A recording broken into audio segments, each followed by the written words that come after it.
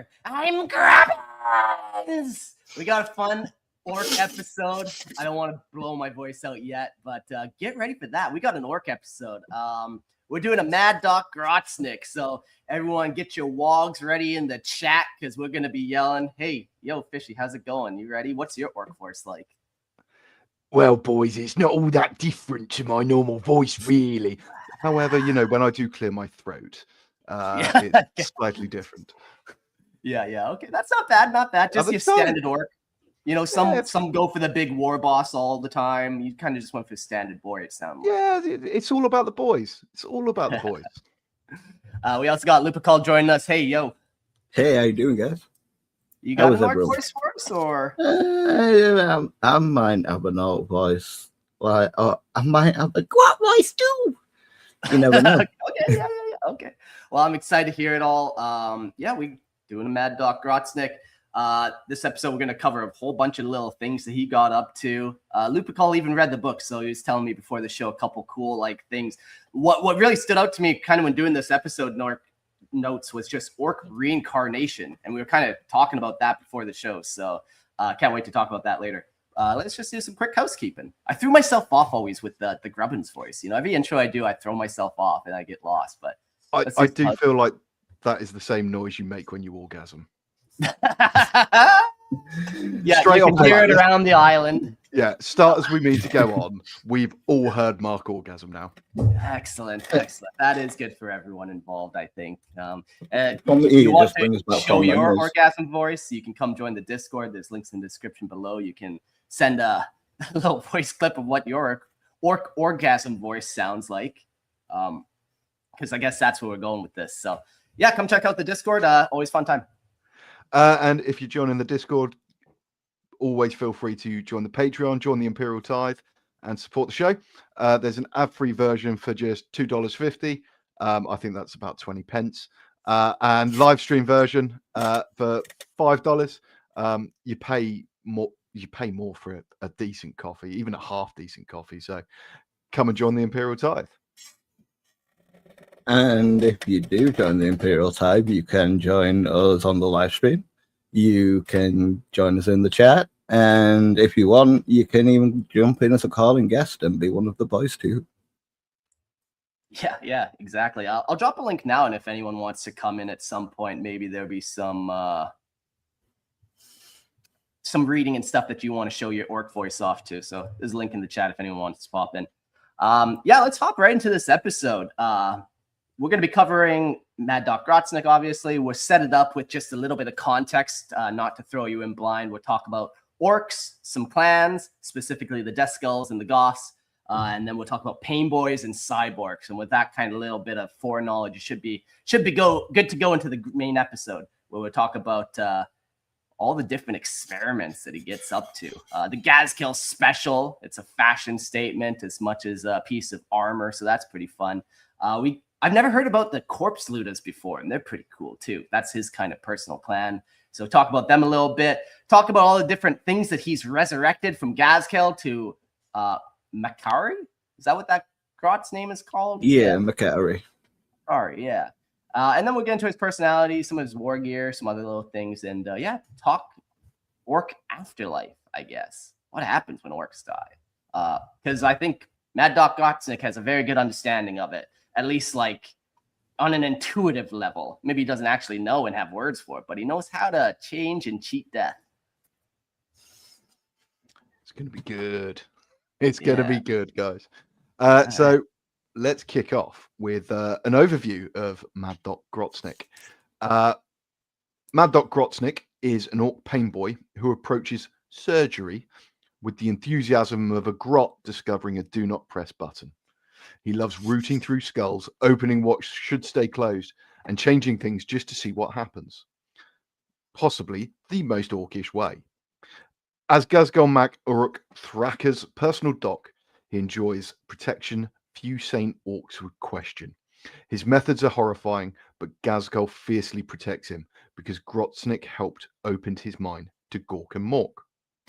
Grotsnik was once a skilled painboy. Years of violence, experimentation, and self-surgery have transformed him into a shrieking, blood-soaked terror obsessed with hurting people while insisting he is helping.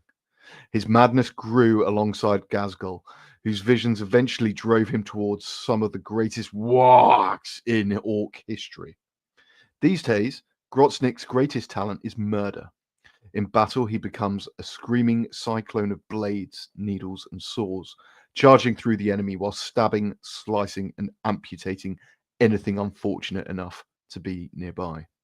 Yet when Ghazghkull is wounded, the madness briefly disappears.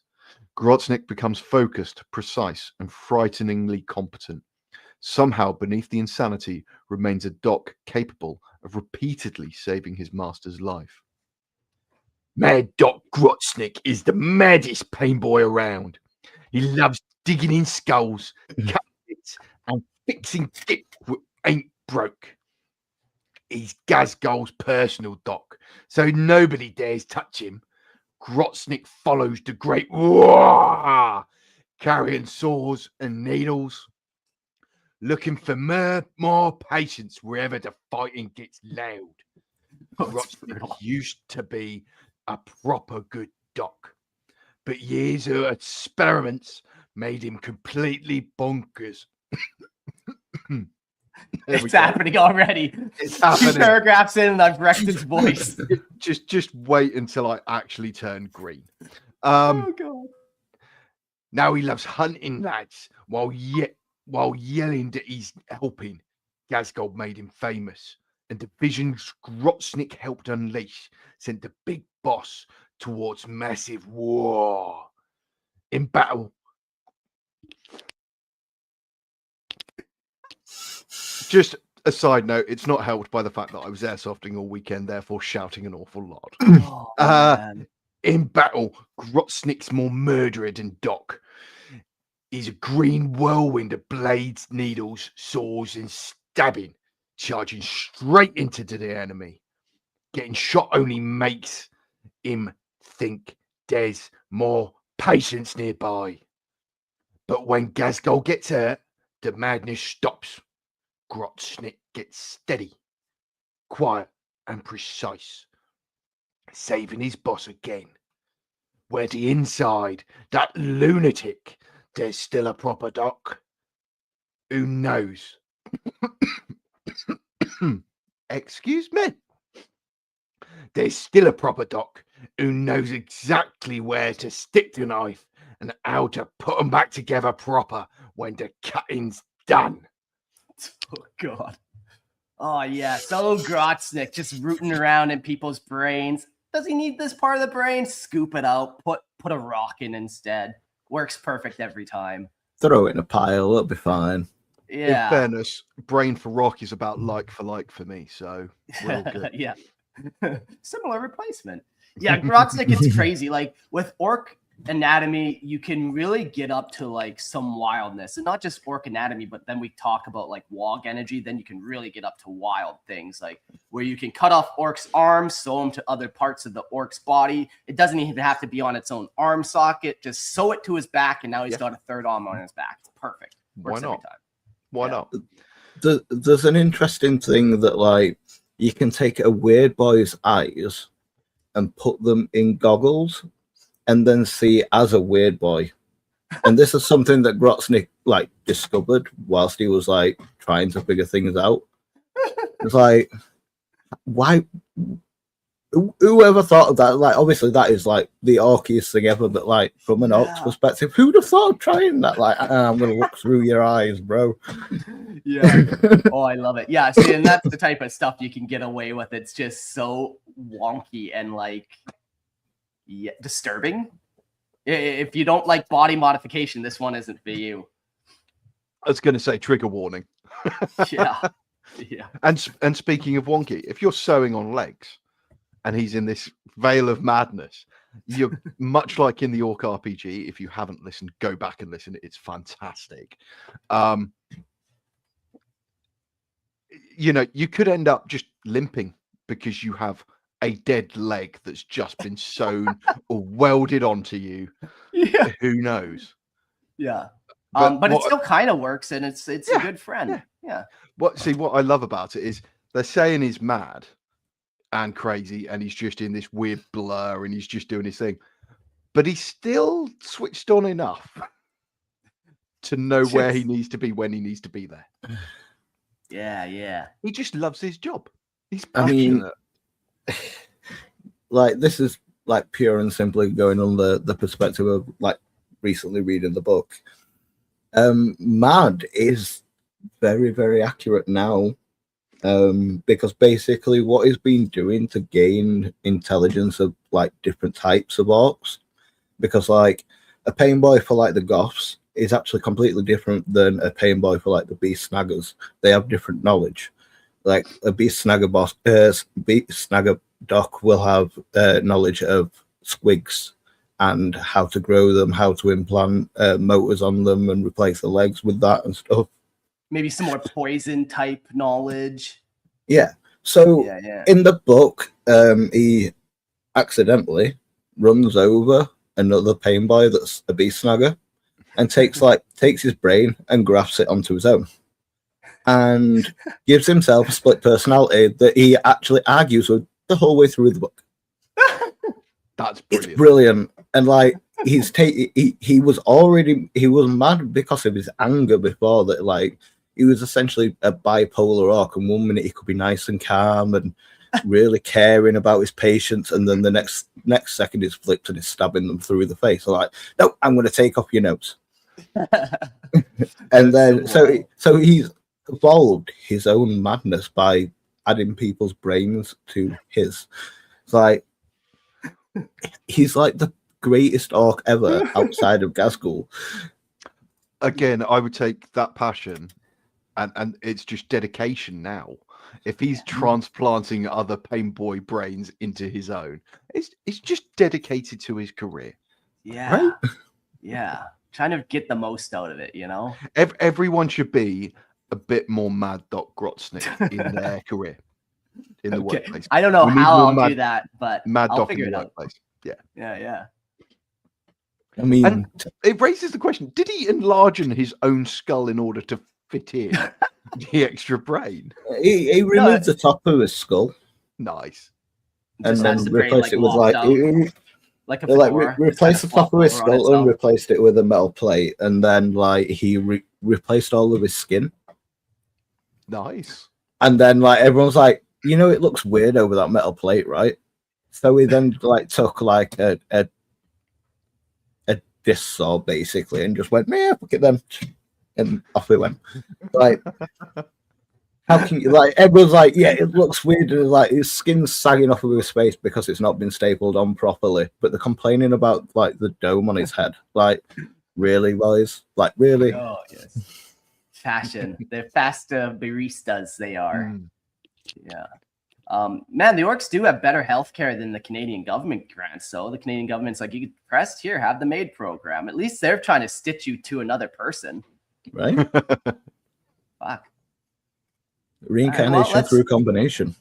Yeah, let's set up some more context here. I'm sure everyone knows what orcs are, but we'll give you a little snippet anyways. Orcs are a brutal, war-obsessed species whose entire culture revolves around fighting, conquest, and endless pursuit of the biggest and loudest battle imaginable. Whenever orcs gather, violence follows, and their numbers can swell into enormous wars capable of threatening entire worlds. They possess a strange psychic connection that makes their crude technology function through collective belief, allowing ramshackle weapons, vehicles, and machines to perform with effectiveness that should be impossible. To an orc, war is not a tragedy or necessity, it is life itself. Source of entertainment, status, purpose, and joy. From the smallest grot to the mightiest war boss, every orc ultimately wants the same thing: a bigger fight. Orcs are war-mad greenskins who live for fighting, conquering, and finding the biggest war possible. Their weird psychic power makes ramshackle guns, vehicles, and machines work through orc belief. War ain't a tragedy to an orc, it's a life, fun, status, purpose. Every grot, boy, knob, war boss wants the same thing: a bigger, louder gun and more enemies to smash until there ain't nothing left standing. it's a simple life, really. It's Right? nice. It's endearing, you know. I thought the farmer on that backwater planet in Imperium, he was living the blessed life. But no, I think it's the orcs always. You just get a fight, hang out with the boys, fuck a squig every now and again. Like, Needs must. They're really, really misunderstood in a way as well, because when you get a lot of orcs together, eventually they actually do form true society, which is really, really weird. And nobody expects it, but we've seen it multiple times over different periods in 40k. The War of the Beast series, when they first go to the Ork planet, they have essentially recreated like Terra. Like they have a massive palace, and like subsequent little like areas around it for orcs to live in and stuff like that, and they actually have like their own council, which is kind of funny. Even in the book, they actually send like civilized ambassadors to Terra to warn them that if they don't surrender, they're going to come and smash them in. Yeah, that is wild that they can develop like high culture like that, but then even just on like the standard orcs, they have like this low culture where it's broken down into all these different clans and classes and different warrior types and all that different stuff. Like it's a very strict hierarchy, really. Oh yeah. See, what I love about orcs is it doesn't matter what setting you put them in, whether it's 40k, whether it's fantasy, whether it's Sigmar. It's all about the fight. It's all about the crumping. And it's not as if it's through lack of care or, you know, consideration. Look at Yarrick. They will keep people alive just for a good fight. Yeah, because it's fun. And I think, and I believe there's a similar sort of speech in some of the Sigmar stuff or fantasy stuff. They've been fighting dwarves, and the dwarves are really a tough fight. So they're like, yeah, we like you guys. We don't hate you. We love fighting you guys. It's a good fight. I thought we were friends this whole time. The orcs are saying, like, you know, there's a fan theory that Yarrick's latest survival was actually created by the orcs. Like, Ghazghkull's need for his grod created a scenario that nobody would expect in a space wolf priest finding Yarrick pretty much dead on the floor, near enough, like to the point where he should have died, and miraculously knowing how to essentially repair him back to full health. Yeah, which I'm a space massive. wolves, come on, really? See, a space wolf knowing Hume. See, I'm a massive fan of the fact that one of the most known characters in the Imperial Guard as a guardsman, massive fan of the fact that Sebastian Yarrick is probably only alive because the orcs like to fight him.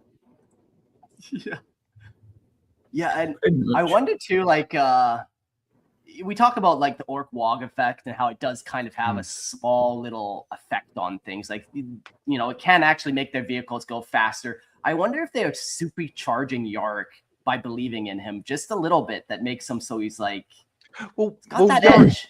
Well, he leaned into it, didn't he? Because there was still the orcs were rumors that his eye shot lasers, so he changed his eye to shoot a laser. And it's almost, when you think about it, the orcs believed it, and then it happened. Yeah, like he likes to pretend that he did it because he wants to strike the fear that the orcs actually believe in about him. But realistically, was it actually the Great Green with the effect of the orcs that pushed the idea into his head anyway? Hang on, here's a real tin hat theory. I don't have my tin hat still around from previous episodes. Is Yarrick now a cyborg? Oh, he is. Yeah, okay. I'm looking at that power claw. That's pretty cyborgish to me. He's got the power claw. He's potentially being kept alive by the belief of the orcs. He's got a laser eye. I mean, in essence, essentially, yes, he is. The only thing that like kind of puts it as a no is the fact that the additions were done by human doctors If it had been done by a Painboy, then we could have definitely assumed he is. Okay. You're telling me if Mad Dog got a hold of him, he wouldn't be like trying to like put some like orc spores up his ass while he's operating on him and seeing what happens.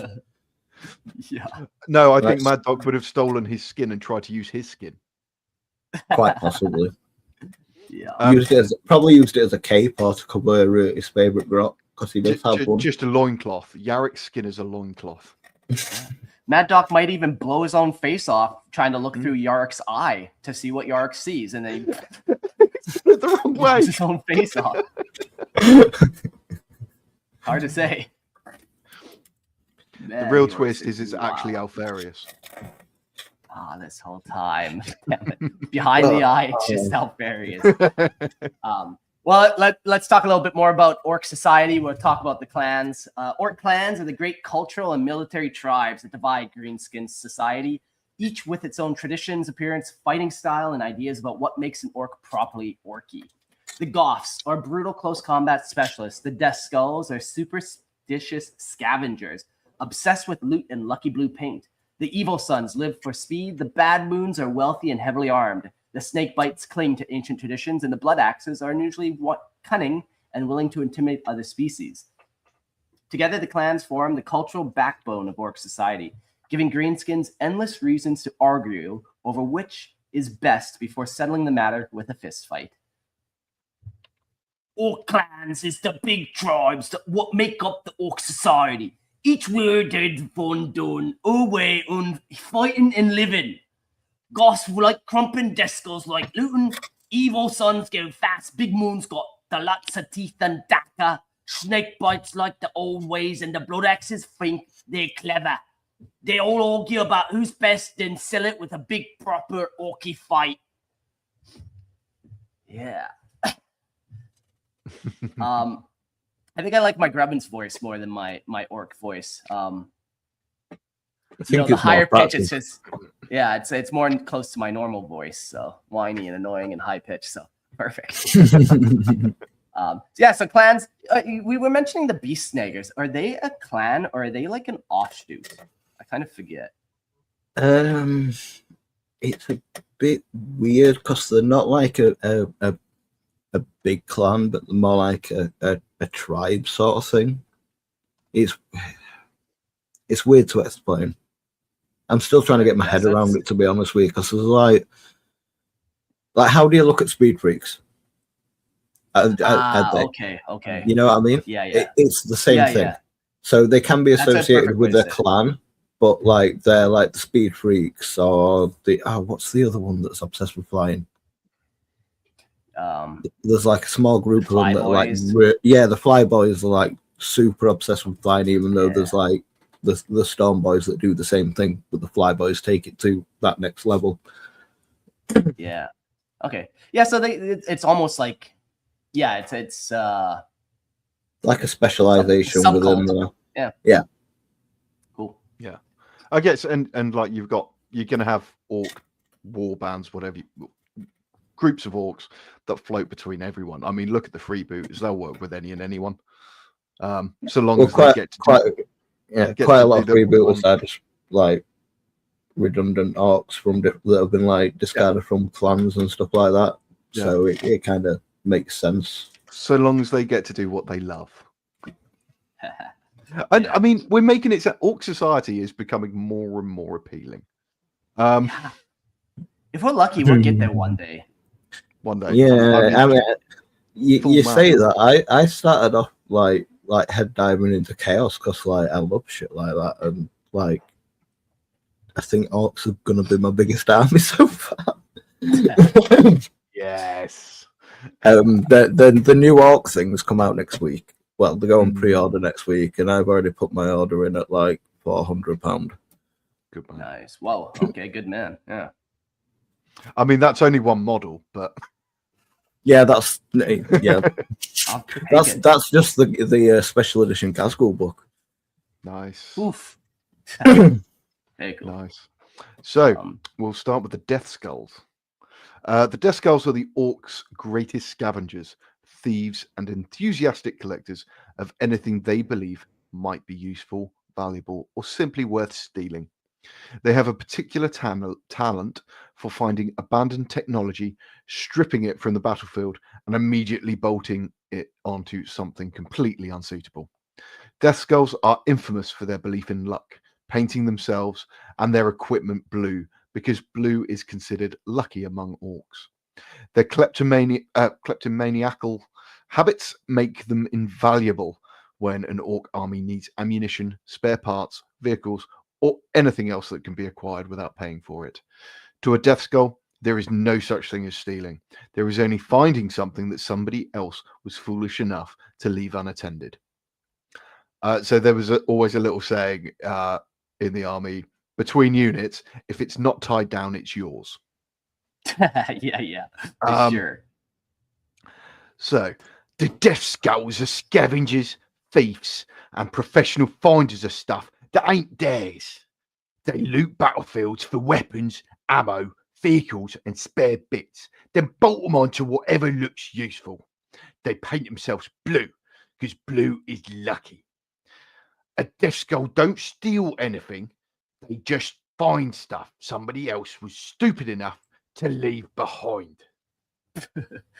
Yeah, and this becomes important to know about Death Skulls because our boy Mad Doc is a Death Skull. So we're talking about looting and just taking things and just everything is now on the table for, well, now it's off the table because he took it all, but he just will loot everything and come up with the wildest type of orc creations.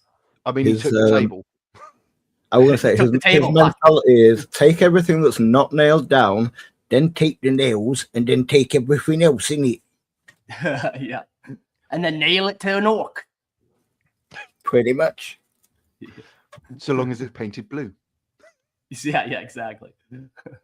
That's cool that like the different Painboyz do have a different flavor depending on what clan they're from. Like, yeah, that makes sense. Like, you know, where if you got a goth Painboy, he might be way more violent and brutal, his surgeries, where it's like, I'm gonna rip your whole body in half and replace your whole half a body. You know, it's like very just brutal. I'm gonna just give you big arms and big guns, like simple and effective.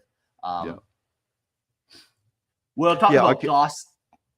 Yeah, sorry. I can imagine a Death Skull Painboy like adding something to you that, you know, you've lost. But after he's done that, he's going to take something else. Yeah. Yeah. That's right. I've replaced your leg. However, I have just taken your lower left arm. It's fair trade. It's a fair trade. Yeah. We'll also mention Goss real quick. At least it's not a nipple belt. This is true. Yeah. No nipples on the orcs, so no nipple belts for them, sadly. The Goss we'll mention as well, just to set up some context, because we will be talking about Ghazghkull a lot, and he's a goth. And even though Mad Doc is a Death Skull, he does hang around with a lot of goths. It seems like he hangs out with them more often than his own kind of clan. So set that up too. The goths are the largest and toughest and most brutally straightforward of the orc clans. They have little patience for flashy disputes or elaborate tricks, believing that the best solution to almost any problem is to hit harder. Goths favor close combat above all else and take immense pride in their strength, toughness, and willing to charge directly into the enemy.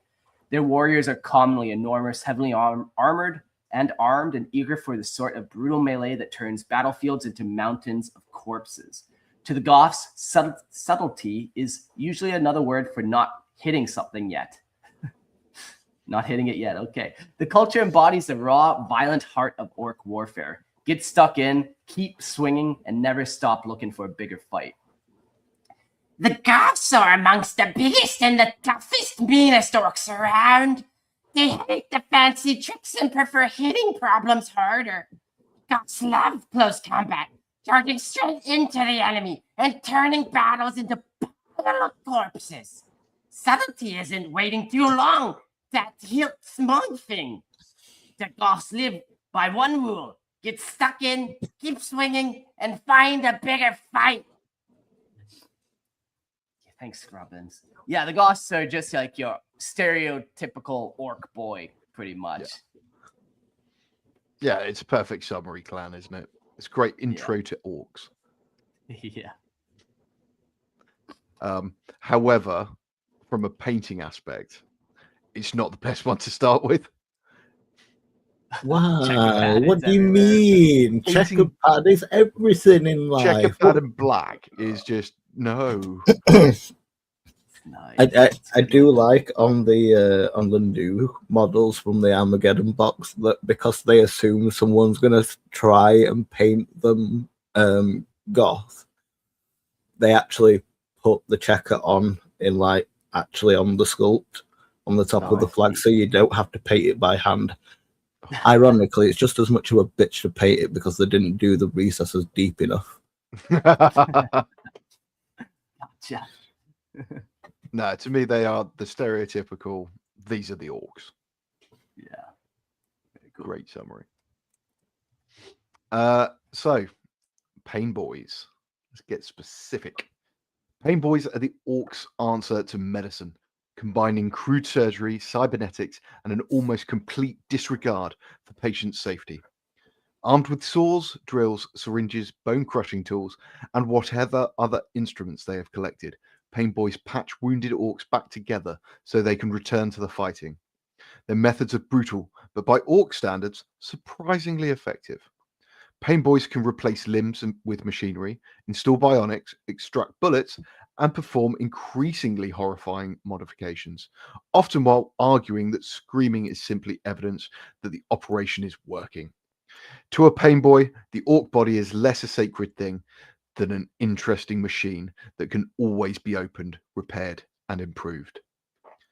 Painboyz are orc medics with saws, drills, syringes, and no concern for patient safety. They patch boys up, replace limbs, install bionics, and perform whatever surgery gets them back fighting. Screaming means the operation is working. To the Painboy, an orc body is just a machine that can always be opened, repaired, or improved. Very cool. I had never seen this Pain Boss model before. So- he's fucking tight. He's new. He's one of the new guys from the Oh, Armageddon box, I believe. No, that's one of the Oh, is he- future release ones. Oh, is he coming? Yeah, he's meant to be like halfway between a normal and a beast snagger, so that people can like sort of kick bash it either way. Nice. interesting. Yeah, he's wild. And you can see how clean that orc surgery tends out being. You just rip off the arms, shove some rods in there, easy peasy. For a figure sculpting aspect, it's genius because you can go wild, and for kit bashing and the hobby side of thing, they're great. Yeah, they're so cool. Shall we go on to Cyborks? One of my favorite new things that I've recently found out about. Yeah. Cyborgs are orcs who have been extensively rebuilt with mechanical parts, either because they suffered catastrophic injuries or because they simply decided that having more metal inside them sounded like a good idea. Limbs, jaws, organs, and entire sections of body can be replaced with crude but powerful machinery, transforming the orc into something that is part warrior and part walking workshop accident. Many cyborgs embrace their mechanical nature, treating their augmentation as trophies of battle and proof of their toughness. Others simply enjoy being harder to kill. Their appearance varies wildly, but all share the same essential philosophy. If something gets blown off, bolt something bigger back on. Yeah. Cyborgs are orcs rebuilt with machinery after terrible injuries. Or, of course, they wanted more metal inside. Limbs, jaws, organs, and all body parts get replaced with crude but powerful bionics. They wear their metal like trophies and prove raw toughness. So if something gets blown off, just bolt something bigger back on, innit? And it's a great philosophy because it's not like bolt something back on that looks like the similar shape or function of what you lost. It's like if you're looking at our live stream, we got this orc tracked body guy here. It's genius. It's amazing. Cyborgs are wild. Like I wish they had a unit of it somehow. I know you can put like cyborg upgrades down and get like a 5+ in one, but like to have this crazy kind of squad where you could just make the wildest orcs. Yeah. It's for me, it's like kids' cartoon drawing to extreme. It's great. I mean, I really want to see, and I will give massive kudos because I have no money to anyone on the Discord that posts a picture of an Inspector Gadget themed orc. Yeah, okay, I like that. Yeah, that's I've a great kind of one. been looking at doing Extendor. that. You just need those telescopic magnet rods, and just take all the magnet in the bottom off and just use that.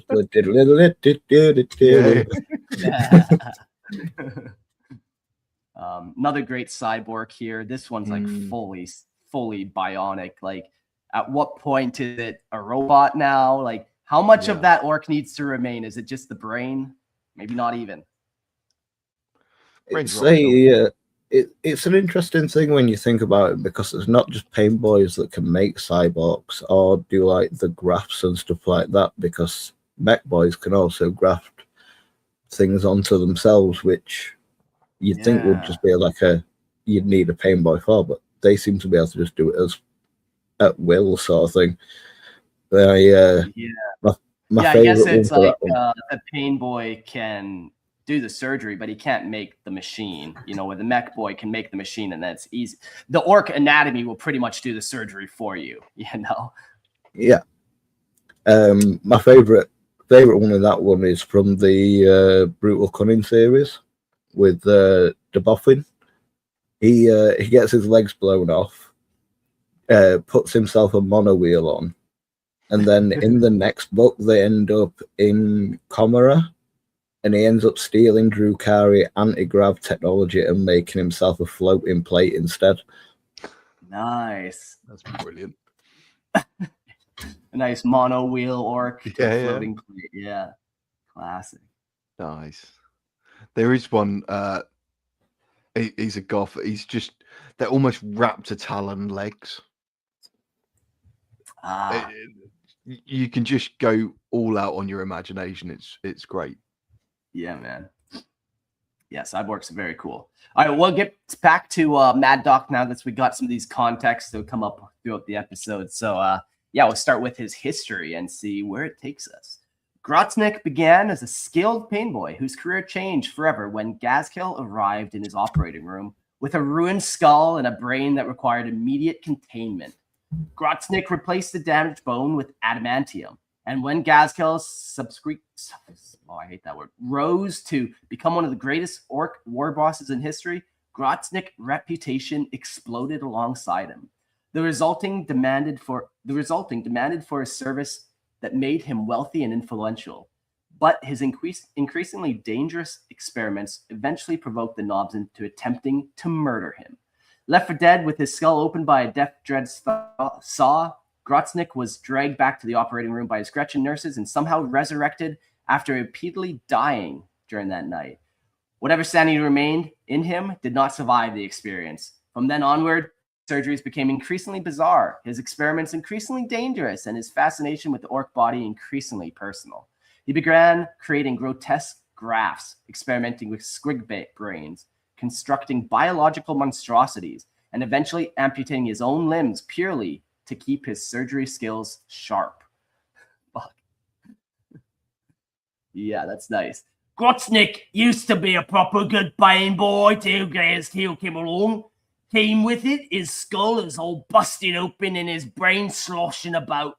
Grotsnik stuck on an adamantium in his head, and when Ghazghkull became a great war boss, Grotsnik got famous too. But then the Knobs tried to kill him. They cut open his head with a death thread, but the Gretchen dragged him back and somehow got him alive again. After that, Grotsnik went completely bonkers. He started grafting bits on orcs and sticking squig brains in them, making them horrible new creatures and even cutting off his own limbs just for that practice. Nice. I kind of get it. Like, if your grot has just dragged you away and brought you back, you're gonna be a bit pissed off. Yeah. We get into this story a little bit later in the episode of him actually getting resurrected. It's wild. I won't spell it yet, but it's quite the ordeal. The resurrection with his grot's a bit weird.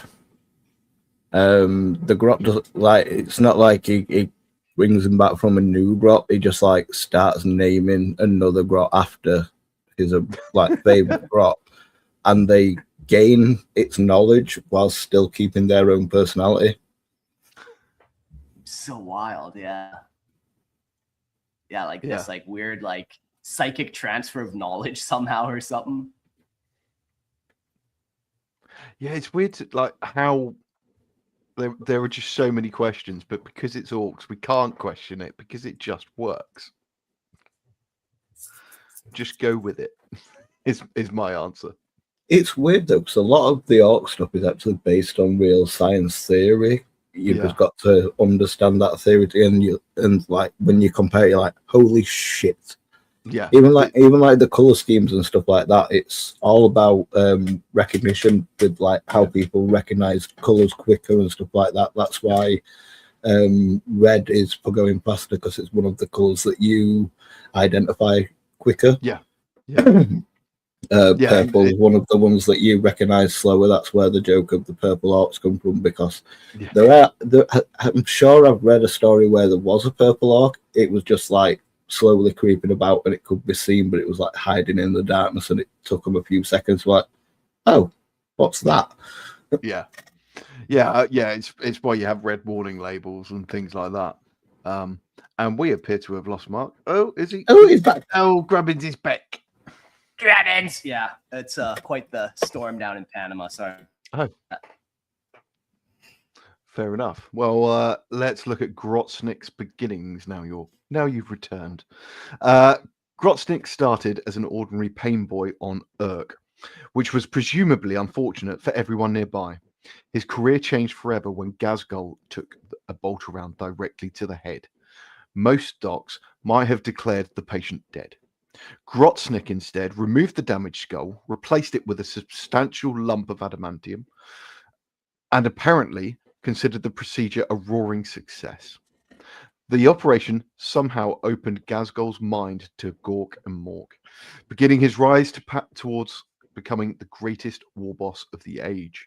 Grotsnik rose with him, naturally taking credit where possible. He even tried turning Ghazghkull into his personal pet project, killing Makari whenever the irritating Gretchen interfered.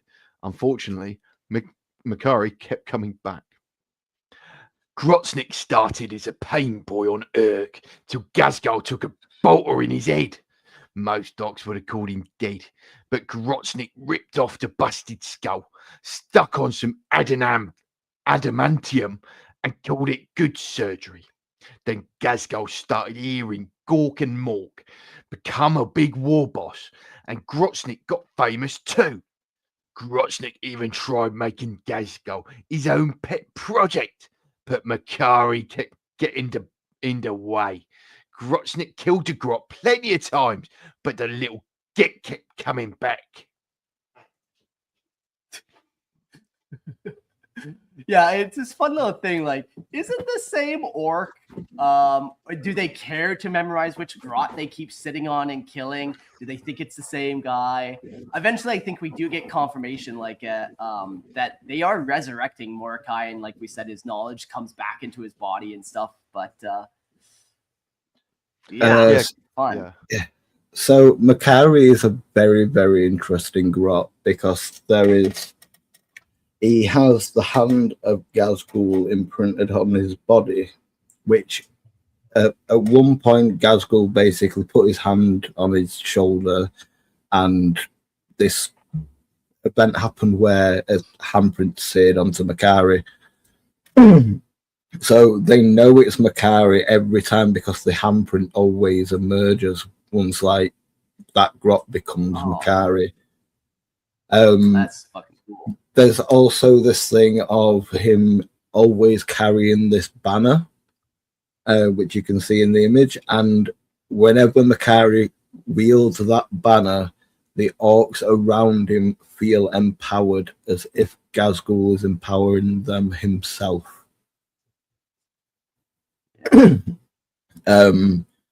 the Ghazghkull book, there's a period where like Ghazghkull doesn't want Makari around, and when he dies, he doesn't come back. And the other orcs around Ghazghkull actually request Makari to be resurrected, like because he always comes back. Like that, because it up to a certain period he was always coming back. That the orcs knew that somehow Ghazghkull was resurrecting him. They didn't know how. It just happened, and he, in the middle of a battle, reached down, grabbed a random grot, and went, "Oi, Makari, they want you!" And all of a sudden, this grot won Makari instantly.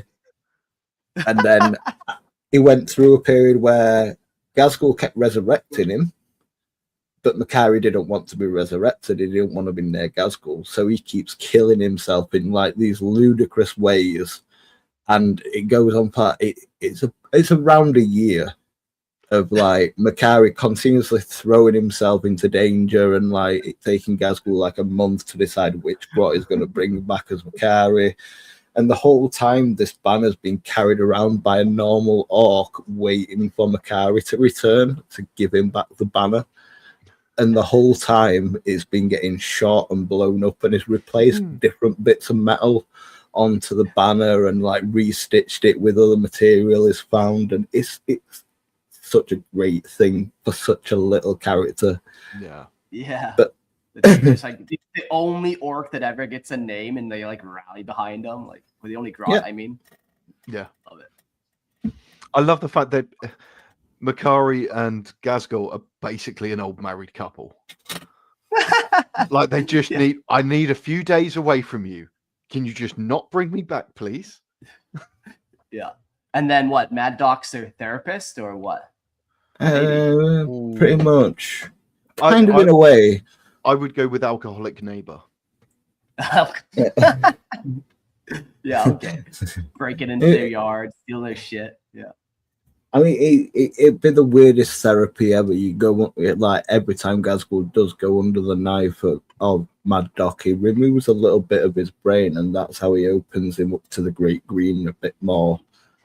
Because every time he gets injured in some way, that part of him gets exposed to the Great Green, and like that's how he heals. It's literally the Great Green flowing into him and healing him. So when he does it to his brain, he gets a higher connection to the Great Green because that's flowing into his brain. And that's crazy. How he creates the connection, like a deeper connection to Gork and Mork. Yeah. Because that's ultimately what that surgery did. Like, Grotsnik is almost like a minor character to Ghazghkull, and like he kind of just pushed Ghazghkull on his path. And then he does a bunch of his own stuff, but like, yeah, he was almost like the side character for him. Like, there's not one Ghazghkull book where Mad Doc does not get a mention at some point in the book. Yeah, he's also a very big character himself, for sure. But yeah, like is big enough to lead his own clan, like a own minor clan, get his own book. But he's also a minor character in practically every Ghazghkull's book. Even has like passages dedicated to him, like throughout the books. Yeah. Cool. And Makari hates him with a passion. I get that, because between Makari and Mad Doc and Grotsnik, it's like the wife and the side piece. Yeah, it kind of really is. Basically, Makari thinks that the Doc's doing it to control Ghazghkull, not to open him up to the Great Green. So he basically turns into a little jealous bitch at one point. It's kind of funny. It's kind of more than funny. Because at the time, the story is being told by Makari to the Inquisition, being translated by another orc that can speak human. Perfect translation. No problems with that.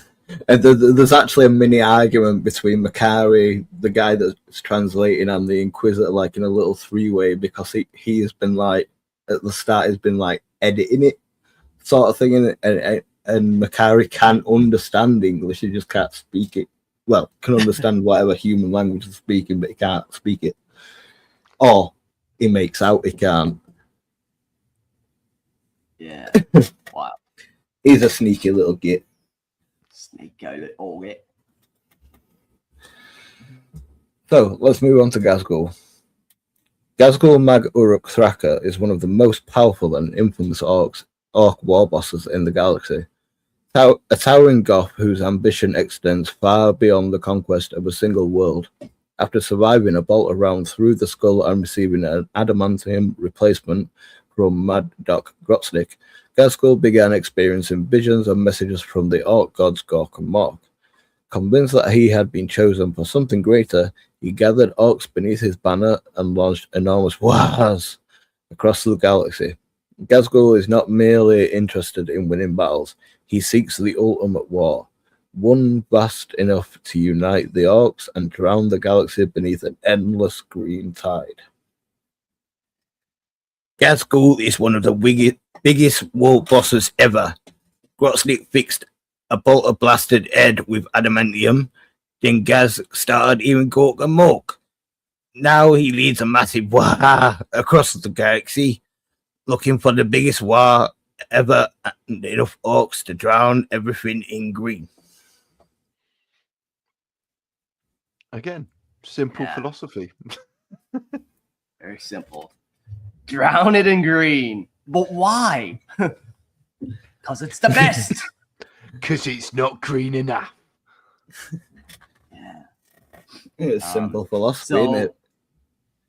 yeah. Ghazghkull starts this, green's like, great because orcs are green and orcs are great, so green is great. And the great green has got to be Green great is the because best. orcs are green and great. Orcs are great. Literally the perfect philosophy. It's perfect. I like this old Makari banner here. It's so like not orky, but it's just funny to see it. It's so old and like even Ghazghkull's old banner here. It looks like this like 3-armed Gene Stealer orc. He's got like 3 different guns up. Pretty fun. It's like a medieval drawing of somebody who's like, draw a horse in medieval times. They draw this weird thing. It's like an orc trying to draw an orc. Yeah, I do like how over time, if you look at the different Makari models, the banner gets a little more damaged each time. Yeah, yeah. Then it gets kind of, yeah, very cool.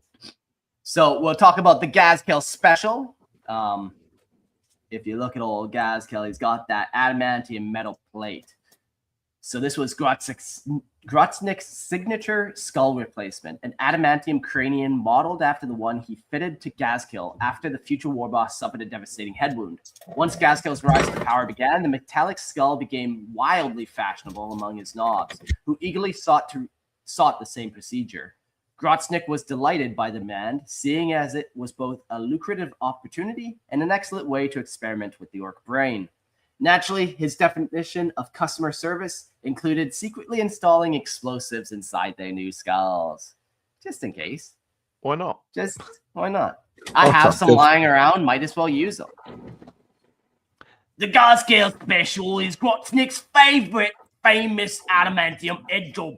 Knobs of them, so Grotsnik started handing them out like they were fancy hats. Of course, he also stuck explosives inside them, just in case one of his customers got unhappy. Classic. I mean, who doesn't need some C4 next to the cerebral cortex? Yeah. Yeah. Just smush it in there. Yeah, yeah. I mean, stuff like Semtex, P4, you can manipulate it. It's all good. Yeah, it's fine.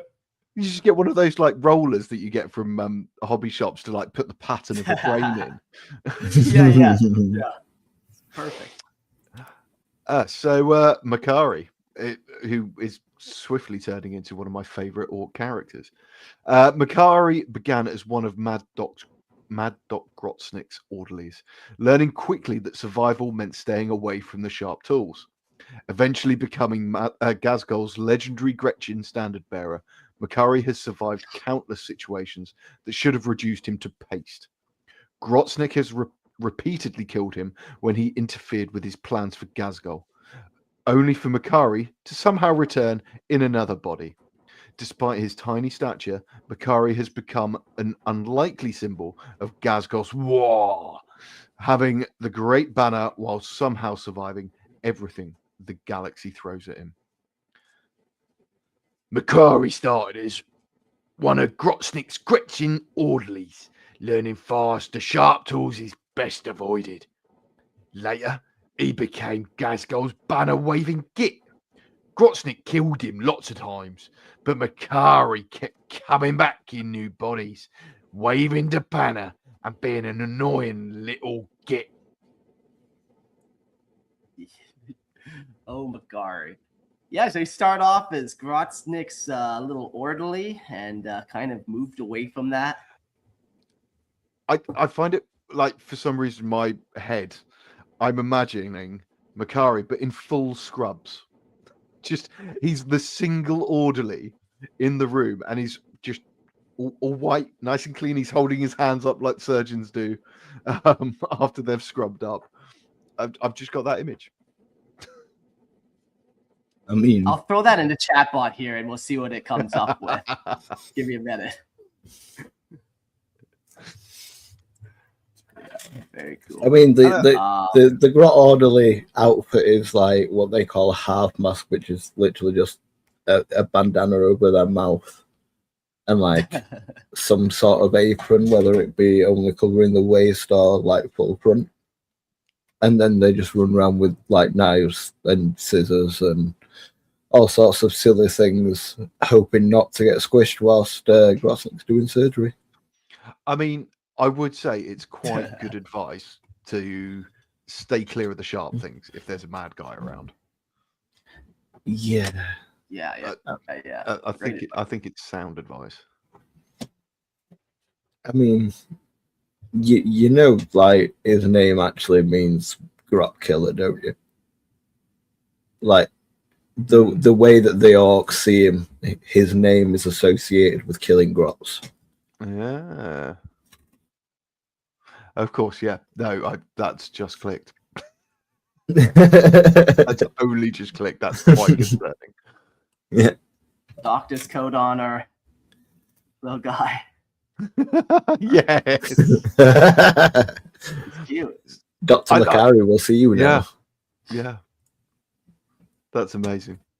Perhaps that's what Doc is actually trying to prevent, is Makari getting his medical license. Right? Yeah. No working med school for you, you little shit. Yeah.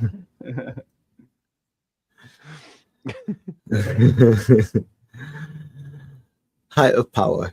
Grotsnik's surgery was already unpopular, but Ghazghkull's protection meant nobody was stupid enough to complain directly. Suddenly drowning in customers, Grotsnik looked over the wealthy knobs queuing outside his tent and experienced what he considered a brilliant medical revelation. Everyone needed a better head. He convinced the richest knobs that the procedure which saved Ghazghkull could make them tougher too. What he neglected to mention was the small quantity of high explosive installed inside each metal cranium. He also neglected to mention the remote detonator. Business boomed. Whenever a knob annoyed him, Grotsnik simply pressed a button and enthusiastically demonstrated why patients should always follow the doc's instructions. Eventually, the knobs discovered the truth and decided Grotsnik required an appointment of his own. They lured him down a malfunctioning death dread, where the machine seized him with a pincer and sword, opened his head. His Gretchen orderlies watched their master apparently die, then recognized an exciting professional opportunity. They dragged Grotsnik back to the medical tent. They operated on his exposed brain through the night, during which one unfortunate grot vomited directly into his open skull, while a spider crawled into the warm, wet cavity, where he proceeded to die several more times. through being dragged, stitched, stapled, and otherwise prevented from remaining dead. The experience did not improve him. I'm not surprised, really. So his brain's been vomited on. It's had spiders shitting on it. It's had smoke in it. It's had he's had something else stitches, it's had sewn to it. staples. Yeah. There's also the fact that he was dragged back to the tent with his head exposed, so his brain's probably dirty and grazed. Just picking glass out of his brain while they're working. Grotsnik awoke considerably madder and immediately detonated every explosive cranium in the camp while dancing beneath the moonlight. From then onward, his experiments became even less compatible with conventional medical practice. He began replacing his own limbs with those belonging to unwilling donors, and swapping patient brains for live Squigs, apparently reasoning that a patient's personality was an unnecessary luxury. Rumours spread that Grotsnik was constructing a gigantic composite super orc from organs, limbs, and other body parts donated by customers who perhaps misunderstood the meaning of medical consent.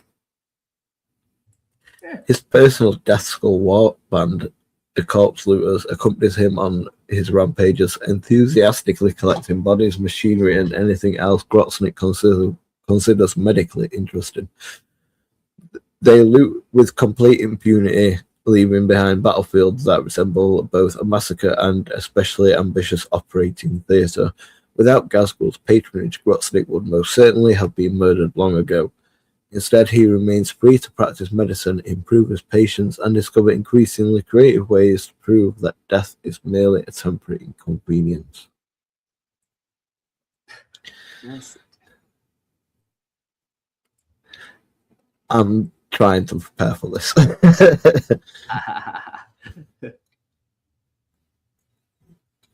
Yes. The nub started wanting Grotsnik's fancy metal heads, so he happily gave them out. He didn't mention the explosives inside. If a nub got mouthy, Grotsnik pressed a button and his head go boom. The nubs eventually caught on and tracked Grotsnik with a death dread. It grabbed him and sawed open his head. The Gretchen dragged him back, where they tried fixing him. One grot puked in his skull, a spider crawled inside, and Grotsnik died several times before they shocked him alive. It made him worse. Grotsnik woke up completely bonkers and blew up all the knobs while dancing under the moon. After that, he started grafting stolen limbs onto himself, sticking squig brains in orcs and building giant super orcs from body parts. The corpse looters follow him around, collecting bodies and useful bits. Ghazghkull keeps him safe, so Grotsnik can keep practicing his medicine. Yeah, very cool. What a wild story. It gets vomited on. There's a spider still living up there. But ultimately, it just takes him over the edge and turns him into like truly insane, you know? Death will do that, I guess, to you a couple dozen times. Got to think, he gets operated on by Grots and then goes, oh, this is a good idea. I'm going to carry on operating on myself. Yeah, maybe it's better if I do it to myself. I don't even care if I'm unconscious. I just love the idea that, for me, at least for me, within these these moments of clarity, it's almost as if like sheer will has just, nope, I've got to put that to one side. Just, I don't care about the spider. Like almost as if his brain itself is just like, I'm going to push the spider to one side. Yeah, ignore it. It's not there. Yep. But then he starts creating like super orcs and super cyborgs and stuff, and he founds his own little clan called the Corpse Looters. So the Corpse Looters, Death Skull's warband, answering directly to Painboyz Grotsnik, which is unfortunate for absolutely everyone involved. These Painboyz and freebooters charge into battle, enthusiastically creating a respectable pile of corpses before beginning the real work, collecting the dead and wounded for Grotsnik's experiments. Their meat wagons haul the unfortunate specimens back to his medical tent, where cyborgs and grotesquely modified creatures called Stitch Boys are assembled, repaired, and rearranged, and generally subjected to Grotsnik's enthusiastic interpretation of medicine. The corpse looters are Grotsnik's death skull lads, following them into battle and collecting their bodies for his experiments. They smash stuff first, then they haul the dead away and wounded back into meat wagons. The looters also look for Grotsnik's Cyborks, and it's the weirdest creations or the Stitch Boys. Yeah, cool. I just imagine orcs walking around the camps, just bring out your dead. Bring out your dead. Bring out We'll if stick they're them not together. dead. Bring out anything. I mean, the Bring good out thing your table about legs. the good thing about if you're looting dead bodies is there's always going to be dead bodies around, right? And no one's really going to care if you loot a few Yeah, or all they're of them. just there for the taking, really. Yeah. Would the ultimate body to loot for the corpse looters be Makari's? No, because it's not really that useful because it's still kind of small. Yeah, but would Grotsnik, like, out of spite, just use Makari for something completely useless? I think out of pure entertainment, he would operate on him, but he wouldn't really do anything to improve him. He'd literally just open him up, see what made him tick, and then just throw him back in a pile and see if he reincarnated on his own. Yeah. Just each time add a different insect to his brain. Oh, yes.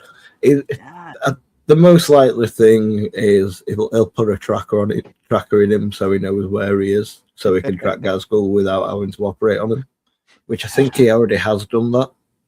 Just a big flashing light on top of his head. So the Stitch Boys are Grotsnik's proudest biological disasters, grotesquely grafted and customized from whatever limbs, organs, and other useful bits he can acquire. These unfortunate masterpieces serve within the corpse looters, marching into battle as living evidence of their Dok's genius.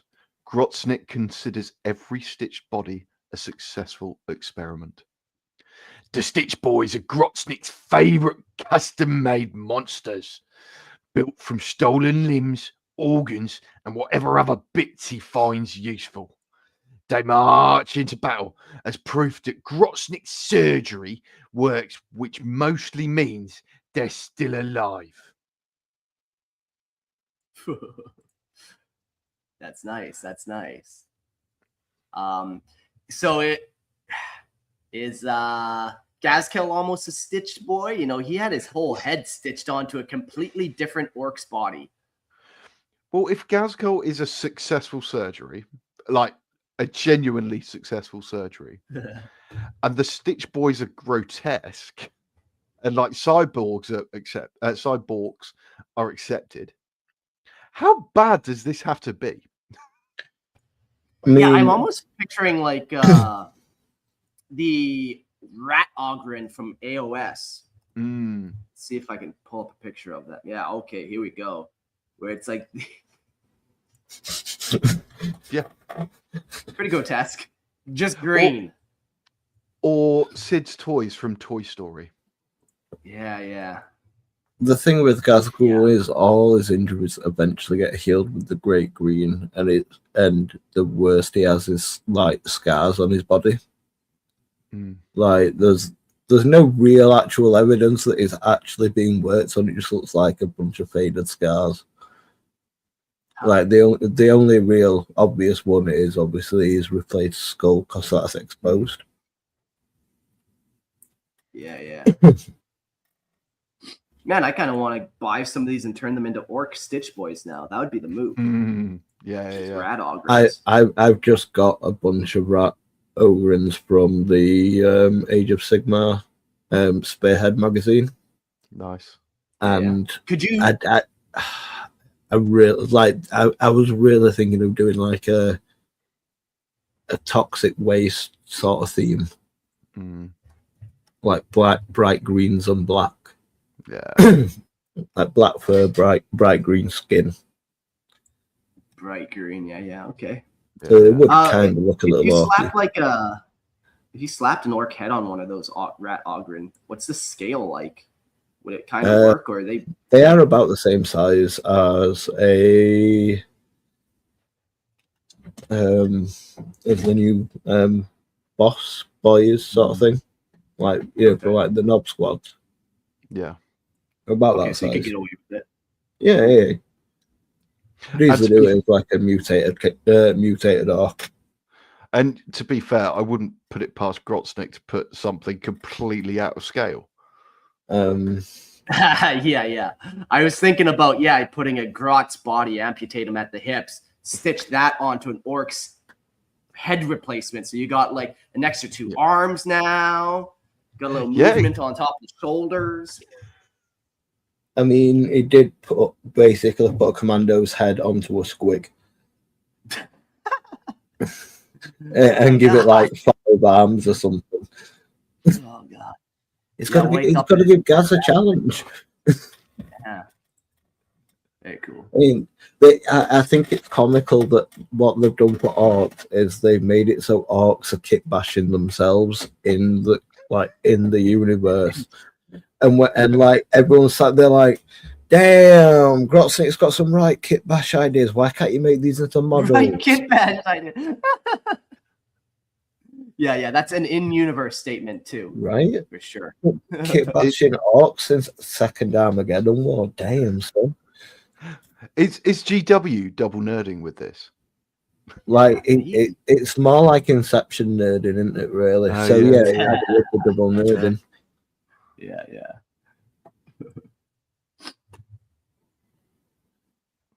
It's like I know you said Makar is one of your favorite characters, and honestly, he was when I read the Ghazghkull books. But like the more I've read of Grotsnik, it's just like, yeah, there's him, the main freebooter out of the Brutal Cunning books, and the guy, the main orc out of the new Freebooters Code book. That all brilliant.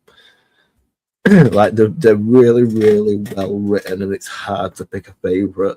And I've got like one more orc book that I haven't read, which I own, and I'm like, is this going to give me another orc that I want in my collection? Like the is it Nazdrag is coming to a model. Like I'm getting him. Like he's already been ordered.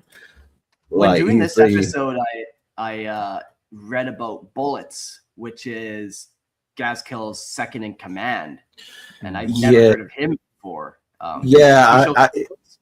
It doesn't really show up in the books that much, but he's sort of like just gets sent off on these like random missions. It's like essentially like his head commando. You don't really like come across him that much in the books. There's another one. There's like a squad of them, commandos, and like the Grotsnik book is the first time I'd heard of, like, seen them actually appear in the books. I've heard about them from lore, but not like really seen anything of them.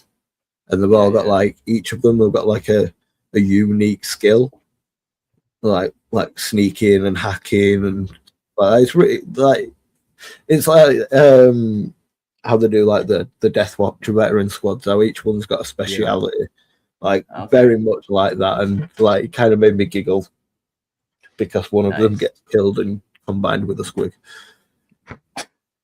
I mean, they make for the perfect kill team, right? They're literally an orc. I think actually it is they are an orc kill team existing, just named something slightly different.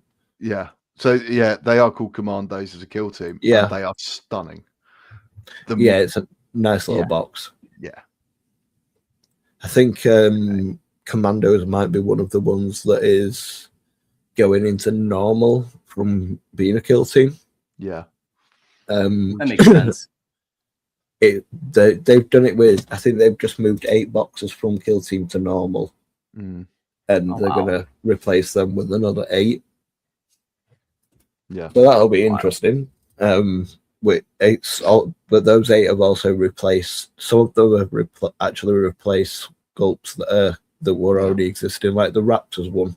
So there's now 2 Raptor sculpts that you can get that are like classed as normal Raptors. Yeah, like here's the old Ork Commander kit, and Yeah. so this one's now kind of getting replaced with the kill team. You're saying? Yeah. Okay.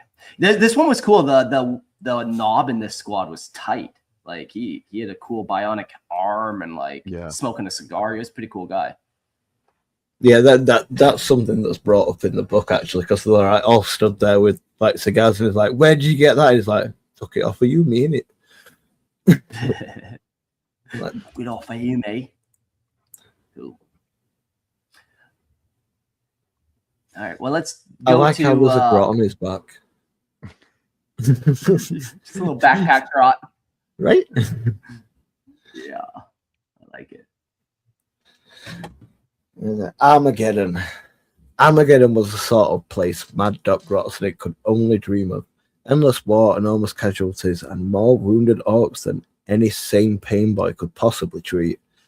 As Ghazghkull's invasion tore across the world, Grotsnik established himself among the carnage, happily rummaging through the aftermath for interesting patients, useful body parts, and anything else that might improve his experiments. Whilst other orcs saw Armageddon as a battlefield to conquer, Grotsnik saw a gigantic operating theatre. Every destroyed tank provided scrap, every fallen warrior provided replacement parts, and every badly wounded orc represented another opportunity to discover just how much surgery an orc could survive. Armageddon was perfect for Grotsnik. War everywhere, lads all wounded orcs, and plenty of spare body parts.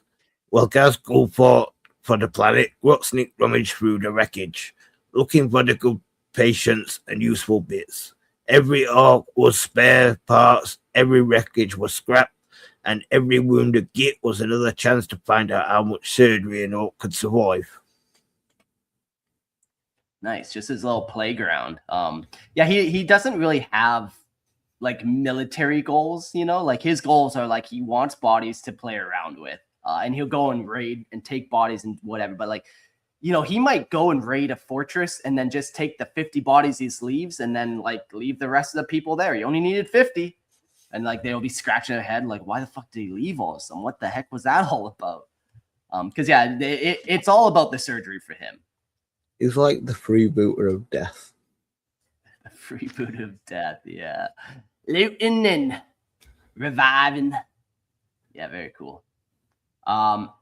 Then he becomes a part of the Great WAAAGH when Ghazghkull starts that off. So when Ghazghkull marched away from Armageddon, Grotsnik naturally followed, because enormous wars produce enormous piles of extremely useful patients.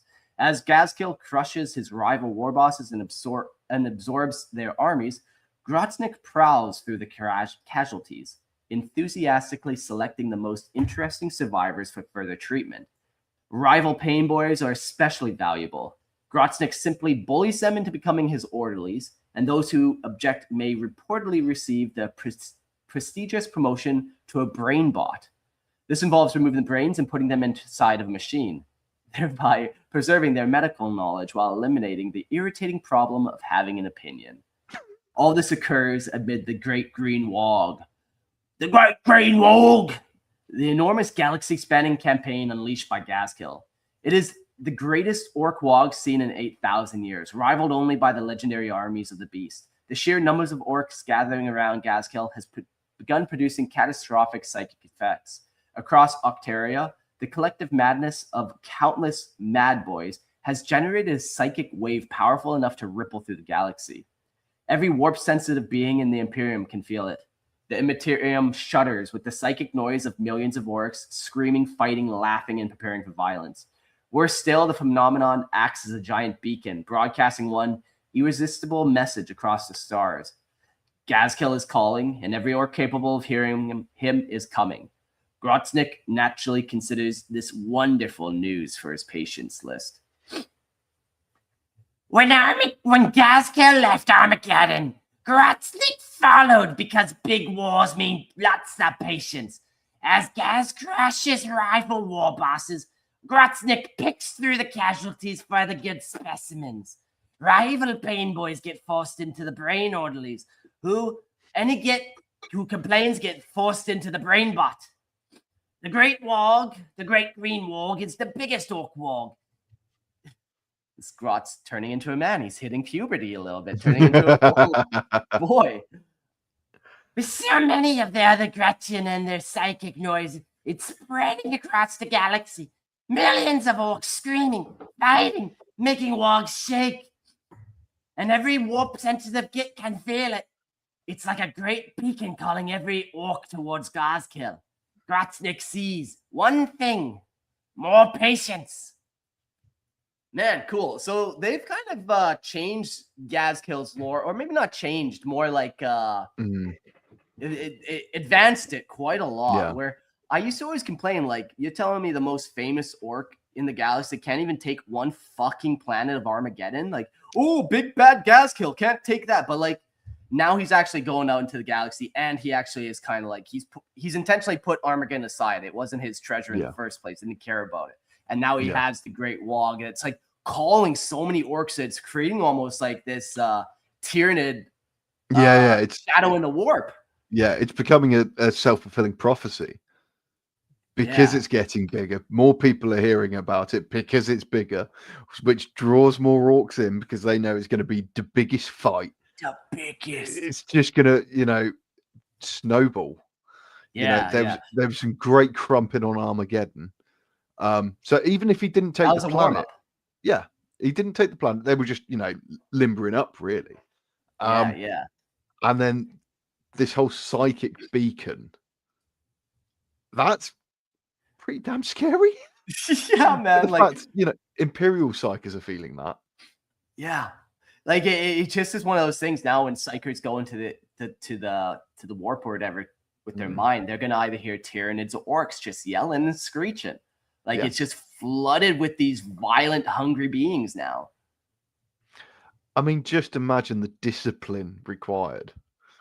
Like, you've got weird British Cockney-esque accented, screams, just chants, whatever. You've got this weird biological screeching, and all you're trying to do is like send a funny meme to your mate via the wall. Just to be able to cut through all the chatter. Yeah, as all of this is growing. Yeah, it's wicked. It's probably even worse for some of the telepaths because they'll also have their boss screaming at them because they can't get the message across. Yeah, another voice. And Daddy was always yelling too. And then there's also the possibility that Zinch might be trying to change the message whilst they're projecting it. Or Slaanesh might be trying to lure them into the war. No, Slaanesh is probing you. You're part of you. See, the probing you are trying to lure you into some sort of sexy death trap. Either way, I'm down. Right? Down. Sign me up. Great Green WAAAGH, leave it or take it. Sexy Slaanesh, all in. Unless you get to Grotsnik first and he does some work on you, and then you get who knows? Who knows? Unless perhaps actually it is ultimately a Slaanesh trick because he wants to lure you to Grotsnik. So he turns you into, in effect, a living dildo. How wonderful. What a wonderful thought you've come up with. There you go. There we go. Oh my God. So let's move on rather swiftly. Lovely. Bloody lovely. So Primaris Marines. After you can't do anything 40k without at least mentioning a Marine.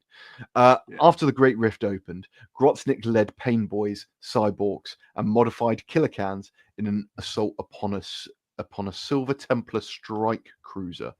Several Primaris Space Marines were captured alive, providing Grotsnik with enormous, heavily armored specimens for experimentation. What happened next is best left medically unrecorded. Oh, the kit bashing. It's happening again. After the Great Rift opened, Grotsnik led Painboyz, Cyborks, and custom killer cans onto a Silver Templar ship. They grabbed some Primaris lads alive, giving Grotsnik big armored test subjects. What happened next ain't fit for the medical records. What do we think he got up to with these? Like, do you think he was doing experiments onto like the Primaris, or was he taking Primaris parts and giving it to the orcs? You know, I think it's a two-way street. sure. I Okay, think fair he's enough. going both ways. Little column A, little column B. Yeah, I can Yeah. imagine him taking like the brainstem of an orc and just implanting that in the Primaris body. I can also New see him gene seed. taking the Primaris gene seed Mm. components and trying to stick them in an orc too. Yeah, and then you get like orcs that are spitting Primaris acid and orcs. stuff. Yeah. Yeah, that could be. There's definitely something there. Like if somebody really got creative with another type of army, like Grotsnik has created a couple, like Stitch Boys, Cyborks, and then whatever these Primaris orcs could be or whatever. There's a couple great kit bashing concepts here. Perhaps he heard them being called Primaris, and now he's trying to recreate Primorcs. Oh yeah, okay. Now Who we're kno- getting somewhere.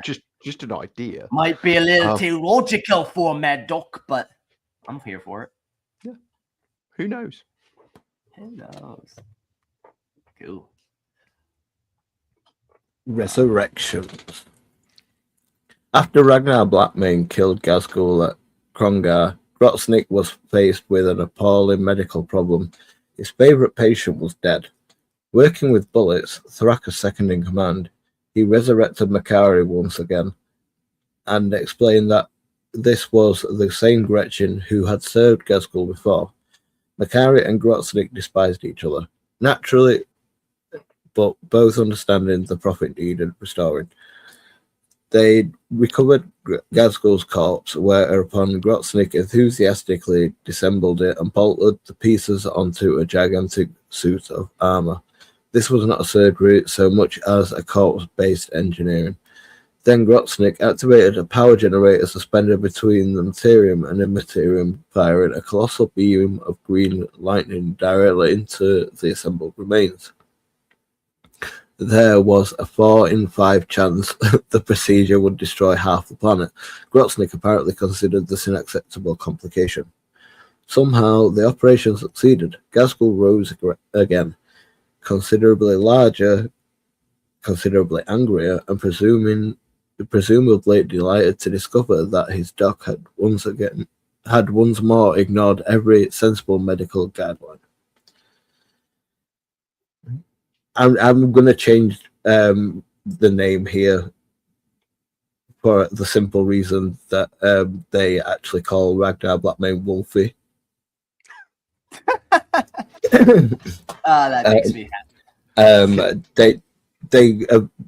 The book, the what should have been a book based on this, they did it as an audio drama, so a lot of people are unwilling to listen to it because there's sound effects and it kind of in a way does ruin it. But like all the scenes between Ghazghkull and Ragnar, he calls him Wolfie, he kills his wolves, he batters him left, right, and center. He literally does actually kill Ragnar Blackmane as well. It is like death for death. It is a brilliant fight scene, and I actually do recommend it. Yeah. After Wolfie killed Ghazghkull at Krongar, Grotsnik had a problem. The boss was dead. Ian Bullets brought Makari back again, because both knew Ghazghkull needed fixing. They found the corpse, then Grotsnik chopped Ghazghkull apart and bolted the bits into a giant suit. He fired green warp lightning through him from a generator between reality and the warp. There was an 80% chance it would blow off the planet. Grotsnik didn't care. He worked on Ghazghkull, got back up and bigger and angrier, and ready for even more WAAAGH.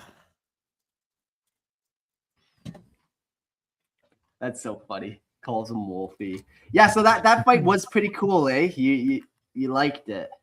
It sounds fun. I just wish they didn't like Primarisify everyone afterwards. Like you tell me everyone dies, but then at the end we still have living characters. If I remember from when the book actually released, at the time there was no Primaris. Oh, interesting. It was actually killing off Ragnar Blackmane. Whoa, okay, that makes things kind of wild. There's not really many books. There's not a more modern book after that one of Ragnar being Primaris, but it is known that he is Primaris. Yeah. It's a bit of a weird one. Interesting.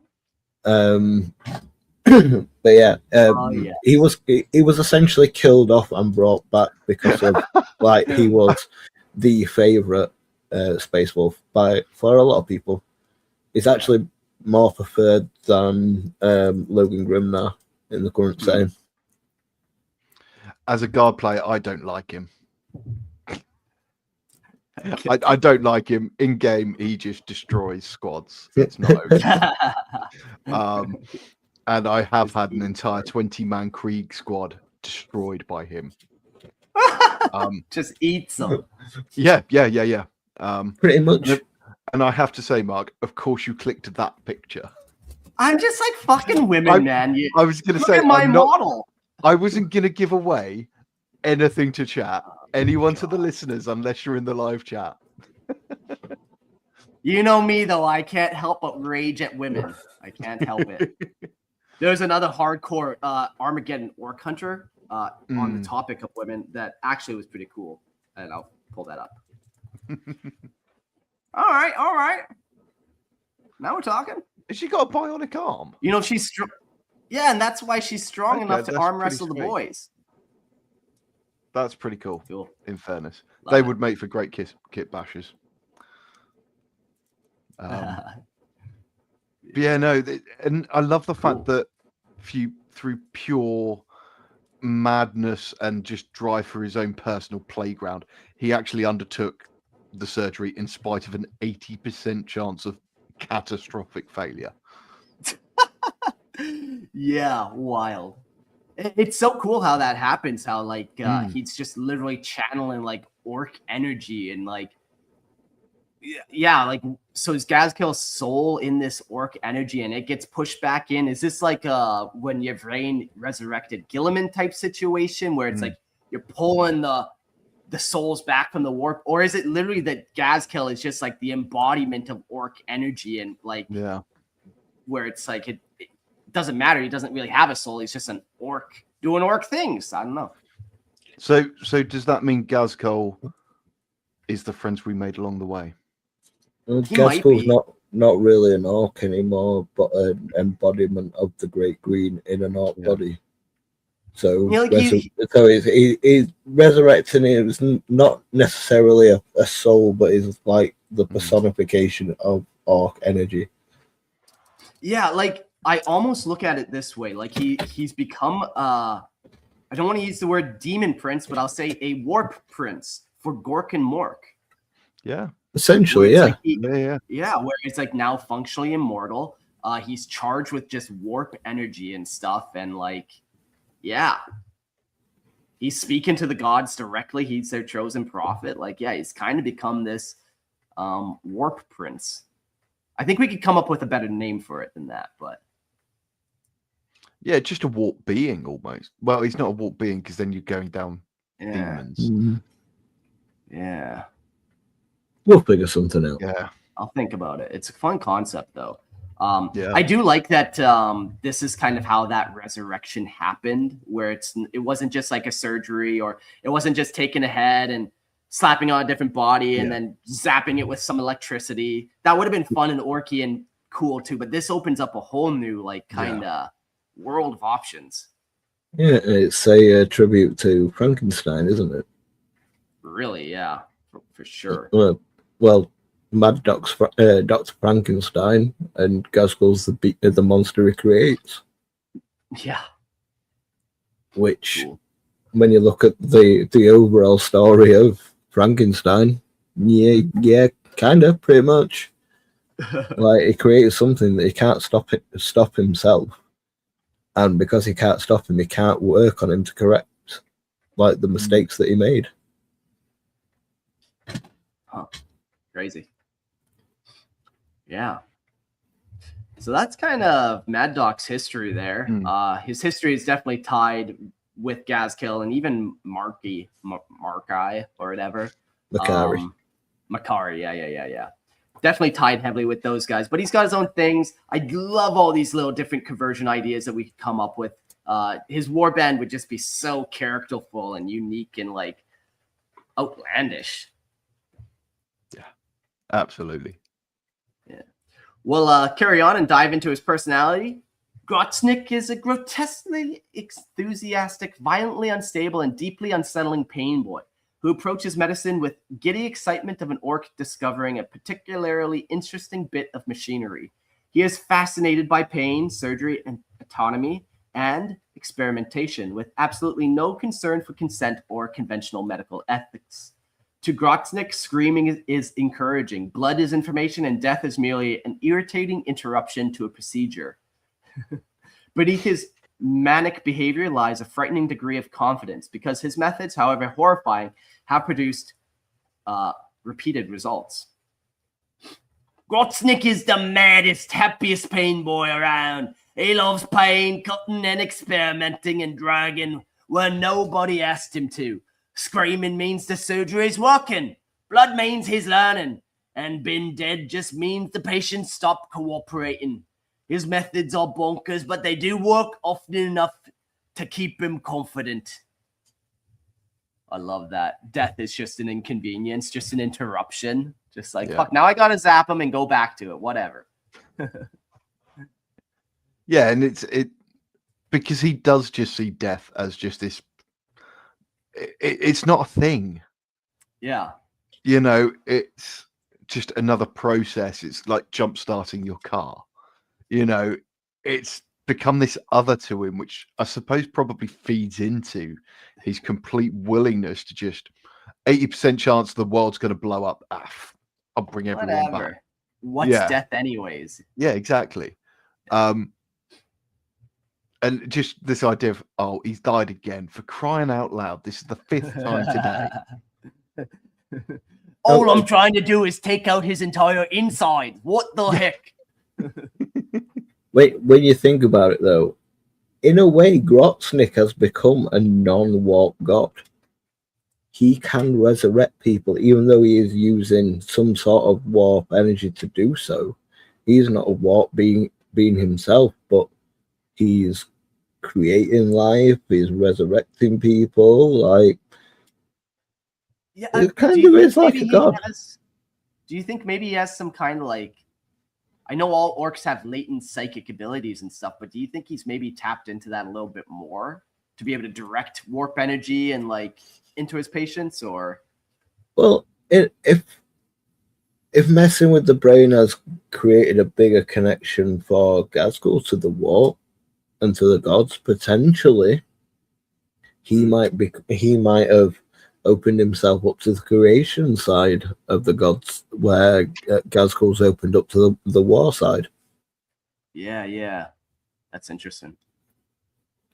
Yeah, because they are quite literally like channeling energy. It used to be like, is he hearing from Gork and Mork? We don't know, but like it's confirmed. Like he is channeling WAAAGH energy, all this stuff. So. Yeah.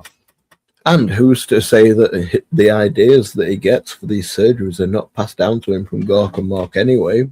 Yeah. Because if they're repeatedly successful for some reason, it could be the gods channeling through him. He could also be a prophet of the gods. Yeah.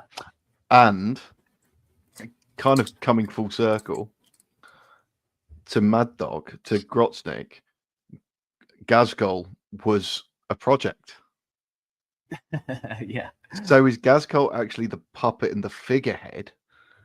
Grotsnik was the original that actually had that first link with Gork and Morg. Yeah. So who's controlling who?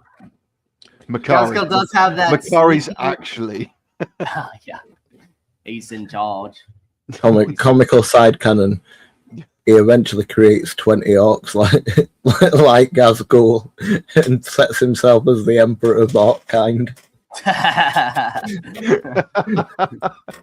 They will be my fighters against the darkness. Yeah. Okay. Yeah.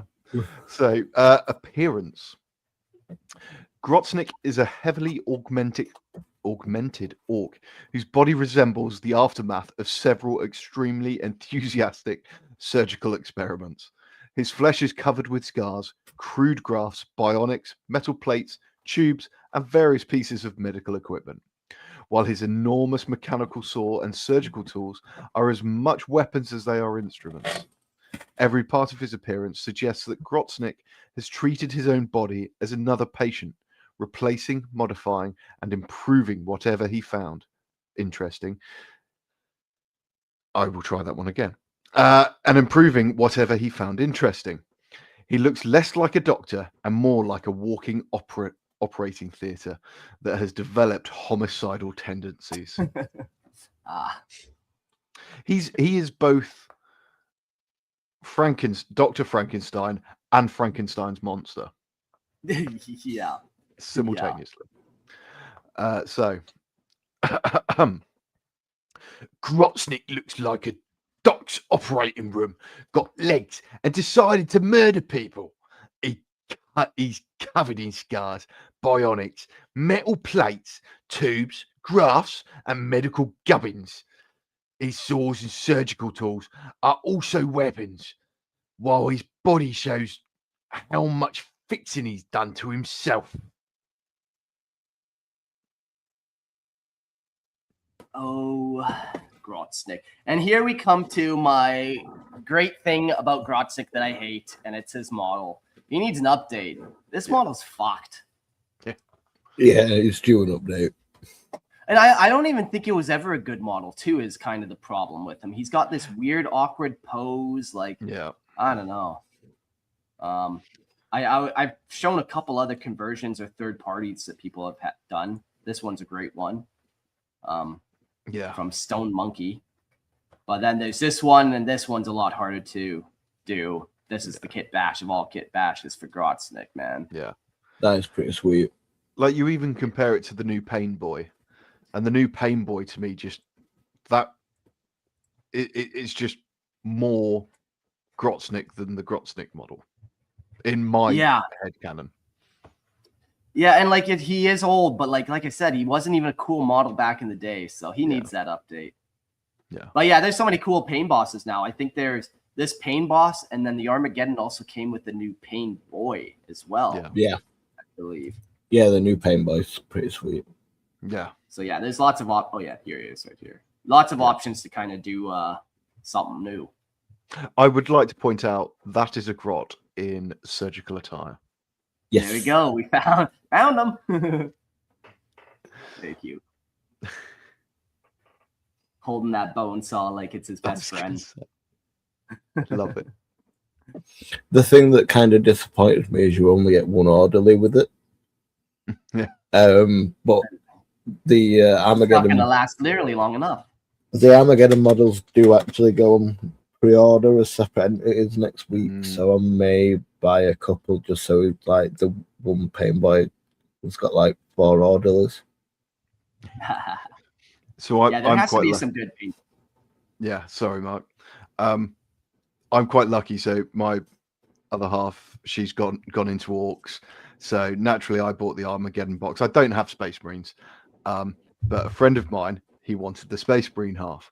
So I traded that away. So now I also have an Armageddon half of orcs, just because I think the models are fantastic. So I'm going to be able to have the freedom of not having an army or having a use for them, but I can convert them. I can paint them up fun. And this is just giving me some great ideas. Yeah, nice. Look at this guy. He's got his little wheelie legs. I essentially got pretty much got a little bit of tax back from work. So I used that to buy a second box. Nice.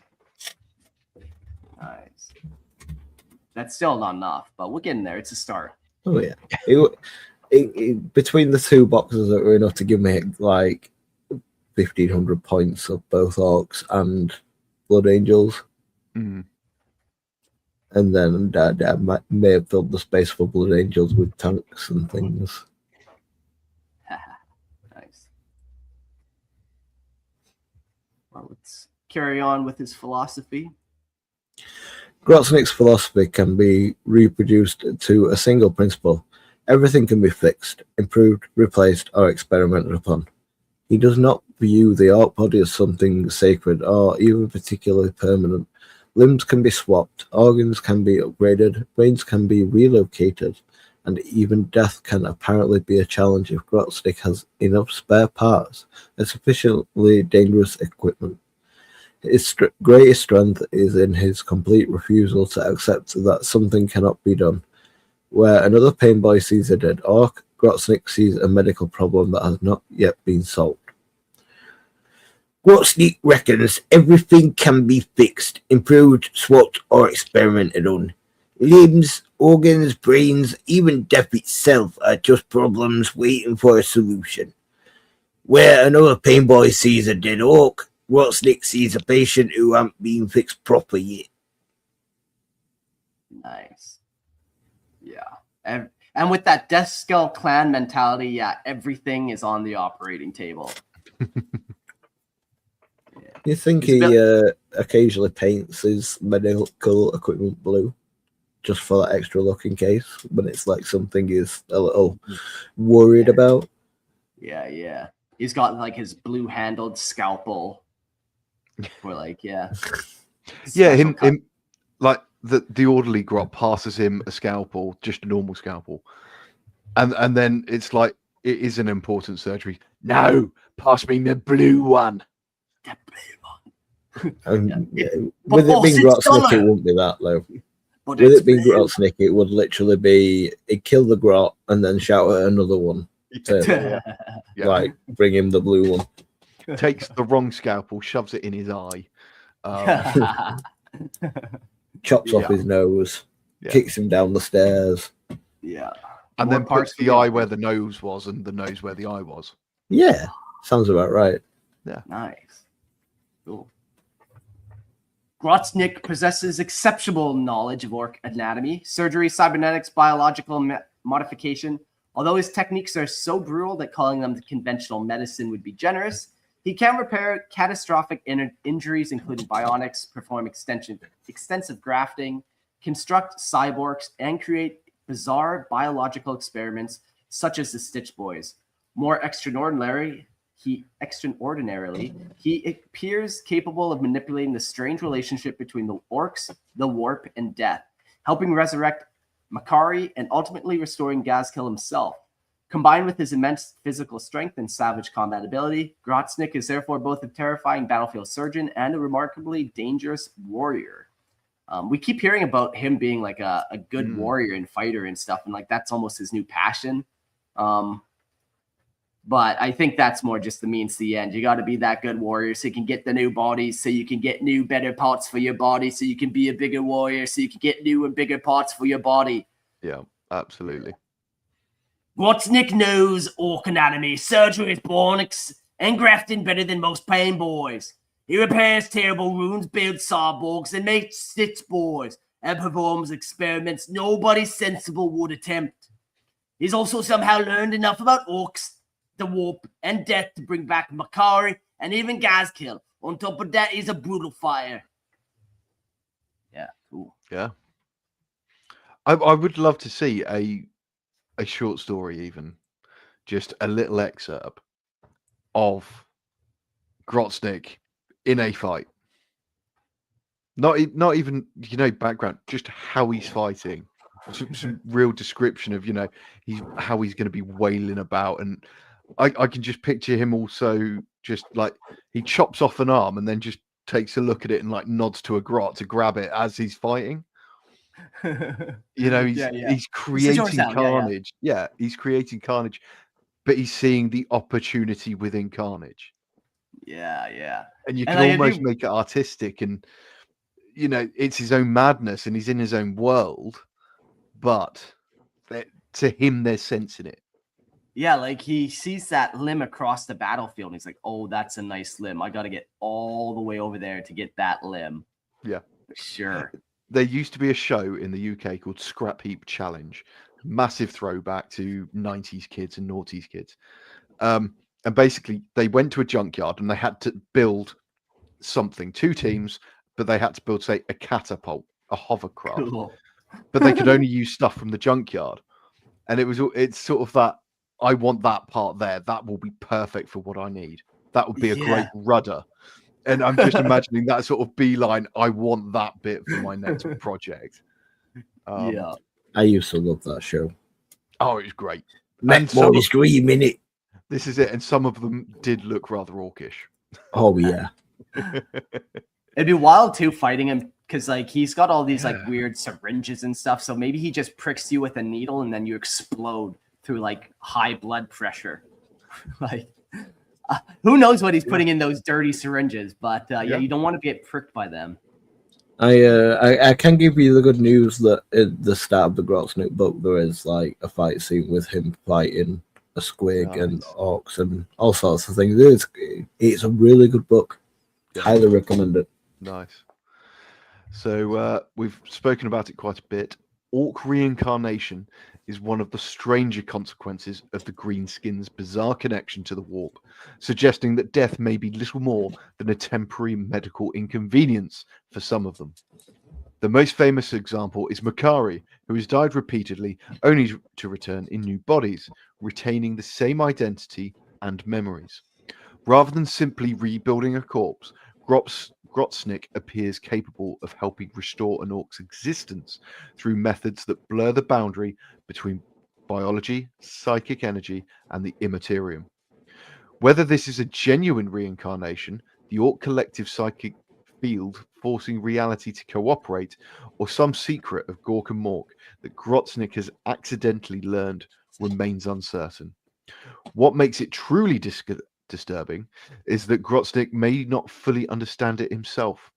He may simply have discovered that if an orc is dead, you can sometimes find him again, put him in another body, and loudly declare that the operation is a success.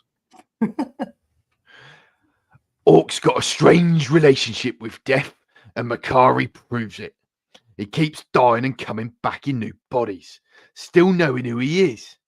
Grotsnik seems able to help this happen, though whether he understands how is another matter. Maybe it's the warp, maybe it's Gork and Mork, or maybe Grotsnik just finds crumped orcs and tells them to get up. Hey, you ain't dead. Stop faking. Yeah. Or it just gets up. Yeah. It was always a running joke that, like, whilst we were in, if the RS Regimental Sergeant Major came round after you just dropped down dead, you would immediately stand to attention and run half a mile. You know, it's like if he says you are alive, you are very much alive. Yes, sir. Yes, sir. Absolutely. Yeah, I don't know how the orc resurrection works, but it definitely works. There's a lot of factions we've given flack for where it's like, I don't know if I like Yannari faction and how they bring stuff back from the dead. It feels like they've taken away any like sense of loss or like badness. It's just like they just come back, and like there's a couple of things that can kind of do that. But I don't know, the orc one, it's definitely a fun way to reincarnate. Like however they're doing it doesn't really matter. I just feel like, yeah, of all of the reincarnations out there, they kind of hit it nicely. Yeah, and I've said it before. I quite enjoy lore where they do leave it open-ended, and especially for the orcs, it's so fitting. No one quite understands how a lot of the orc stuff works. No one really. Yeah, not a lot of orc philosophers out there. No. You know, there is Orchimedes. Don't get me wrong, but that's one. Yeah. He's the only one, and all he's actually philosophizing about is why the hell he's there. But yeah, I mean, leaving it open-ended, you can add your own spin, which can lead to all sorts. It means further stories down the line, further lore, and different plots. You know, you could get a Painboy that starts thinking he's getting a bit big for his boots and thinks, I think he's doing it this way. and then that can snowball, and then Yeah, you and could then- get a new character, and you know. Yeah, I definitely like it for sure. Definitely nice to have that. I'm going to post my reasoning in Discord later, but I am actually quite surprised we haven't seen Resurrection in Chaos. You see it sometimes. Like Karn the Betrayer can't die. Karn does resurrect him. So, what I mean is, I know that the gods can resurrect, Yeah. but it is viable that Abaddon could actually protect people's spirits when they die. Yeah. Because one of the titles that Abaddon has is actually Commander of Demons. So he literally could command the demons to leave the souls alone when they enter the warp, enough for someone to gather the soul and put it back in a body. Yeah. Yeah, maybe. Yeah, there definitely is some room there for some soul crushing or pushing into other bodies. Like, yeah, dark rituals and stuff. Yeah, there could be a little bit more of it there for sure. But let's go to Grotsnik's war gear and wrap this up. Mad Dok Grotsnik carries an arsenal that looks less like military equipment and more like components of a deranged operating theatre that have been weaponized. His war gear serves dual purpose, allowing him to butcher enemies, repair orcs, perform horrifying experiments, and modify himself wherever inspiration strikes. Almost every tool is equally capable of saving a life or ending one, depending entirely on which of Grotsnik's table you happen to be standing. Grotsnik carries enough saws, syringes, drills, claws, and other medical grabbings to outfit a whole operating room. Everything can fix an orc, hurt an enemy, or become part of some new equipment. With Grotsnik, you never know when the tool in his hand is going to save your life or end it. One of these tools is the Slugger, and Grotsnik's Slugger is a crude orc handgun, used when he needs to shoot something rather than immediately cut it open. Naturally, is little concern for whether the target survives the experience. The Slugger lets Grotsnik shoot gits when he has aim got time for cutting them open. Whether they survive ain't really his problem. He's also got his Power Claw, and it's a massive mechanical claw capable of crushing armor, tearing enemies apart, performing considerably less conventional surgical procedures. In Grotsnik's hands, it is both a devastating weapon and an extremely alarming medical instrument. The Power Claw crushes armor and rips enemy apart. Grotsnik also uses it for surgery, which is probably worse. I've got the image of him like cracking open one of those live Primaris like a lobster. Yeah, with that power claw, just like cracking the shell. Let's have a look inside. Yes, slurping out the insides a little bit. Delicious. Or like chopping a boy in half and throwing him to a mech boy to attach a wheel to him or something. Yeah. Like, I don't need this bit. You can have him. I don't need the top pet. I only need the bottom. So Dok's tools, Dok's tools are a collection of saws, drills, clamps, needles, syringes, and other instruments designed for performing orc surgery. They can repair catastrophic injuries, replace body parts, or inflict them, often with Grotsnik deciding which purpose applies only after the operation begins. Saws, drills, needles, clamps, and syringes make up Grotsnik's Dok tools. They fix wounds, swap body parts, or make new ones depending on his mood. The Urti syringe is a gigantic syringe designed to deliver whatever unpleasant concoction Grotsnik happens to have prepared. Whether it contains medicine, stimulants, poison, or something that should never have been liquefied, the recipient generally discovers its content immediately after the needle enters. The Urti syringe pumps whatever nasty stuff Grotsnik has cooked up into a patient. Medicine, poison, or something nobody should drink. You find out when the needle goes in. Fuck. Yeah, you get injected and he just injects an entire liquefied human into your body. I was going to say, like, you're a poor guardsman on Armageddon and your battle buddy has just been injected into you. Now we're together forever. Thanks, Grotsnik. Oh, We've also got the snotlings. He'd probably inject a few of those too, right? yeah.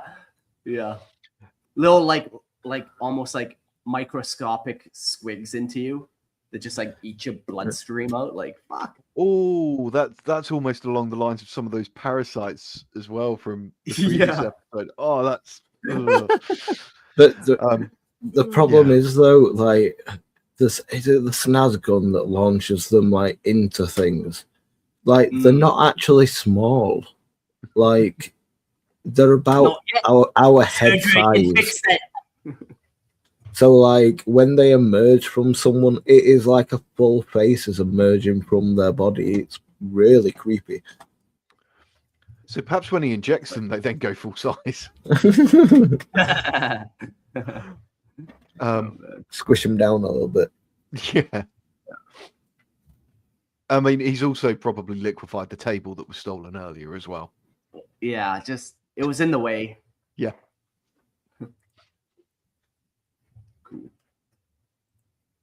He's I also need got one of those. yeah, one of these. These things are wild. Yeah. So he's also got the cyborgs. Grotsnik's cyborg body represents his extensive use of cybernetic augmentations, replacing and reinforcing parts of his already battered up physiology with machinery. It makes the Mad Dog considerably harder to kill, which is unfortunate considering how often he appears to test that durability himself. Grotsnik's cyborg body replaces bits of him with machinery, making him tougher and harder to kill.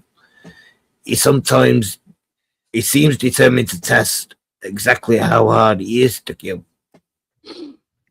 Brainbots.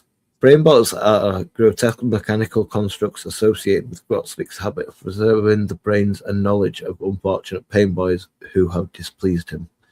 They allow Grotsnik to retain useful medical expertise whilst reducing the troublesome individual attached to the expertise to a little more than a component in his laboratory. Brainbots keep the brain and medical knowledge of Painboyz. Grotsnik don't want them around anymore. The Doc keeps the useful bits and gets rid of the troublesome personality. Nice. That's pretty fun. He's in effect he's made an Ork memory card. And like it's nice. You don't even need a lot of like room for storage. It's not a lot of data you got to store ultimately for Ork.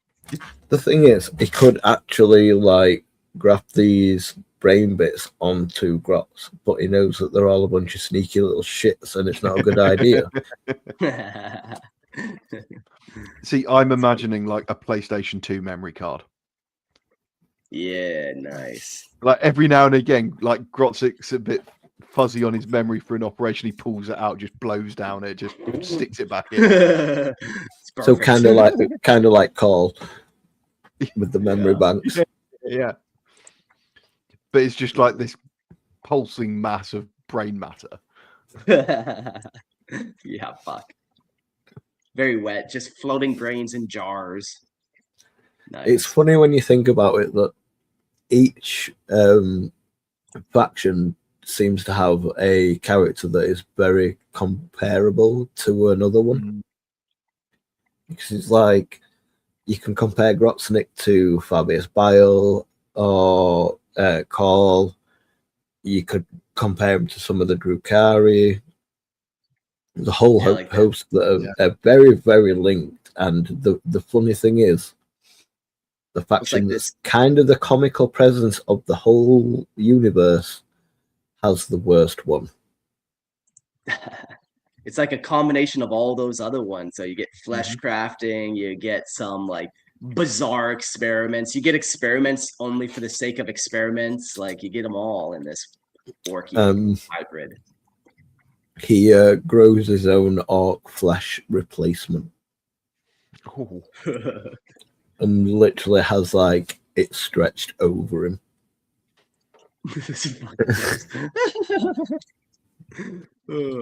That's one way to do it. I'm honestly surprised that like with the Grotsnik book they didn't like update the model, because like at the start of it is all like patchwork, and he's got like bright green skin and like pale faded skin that's dying, and then like he throws himself in an acid lake and all the skin slips off and he replaces it like with that grown orc flesh. yeah. Which all the orcs that see it, they look at it and they know instantly that it's not been naturally grown, and they all feel it's weird. Like just looking at, like they look at the skin and then feel weird. They all get the heebie-jeebies. It's the fact. Which actually is an orc term, which is fucking great. It's the idea of all of the things that Grotsnik does. That's the weird one.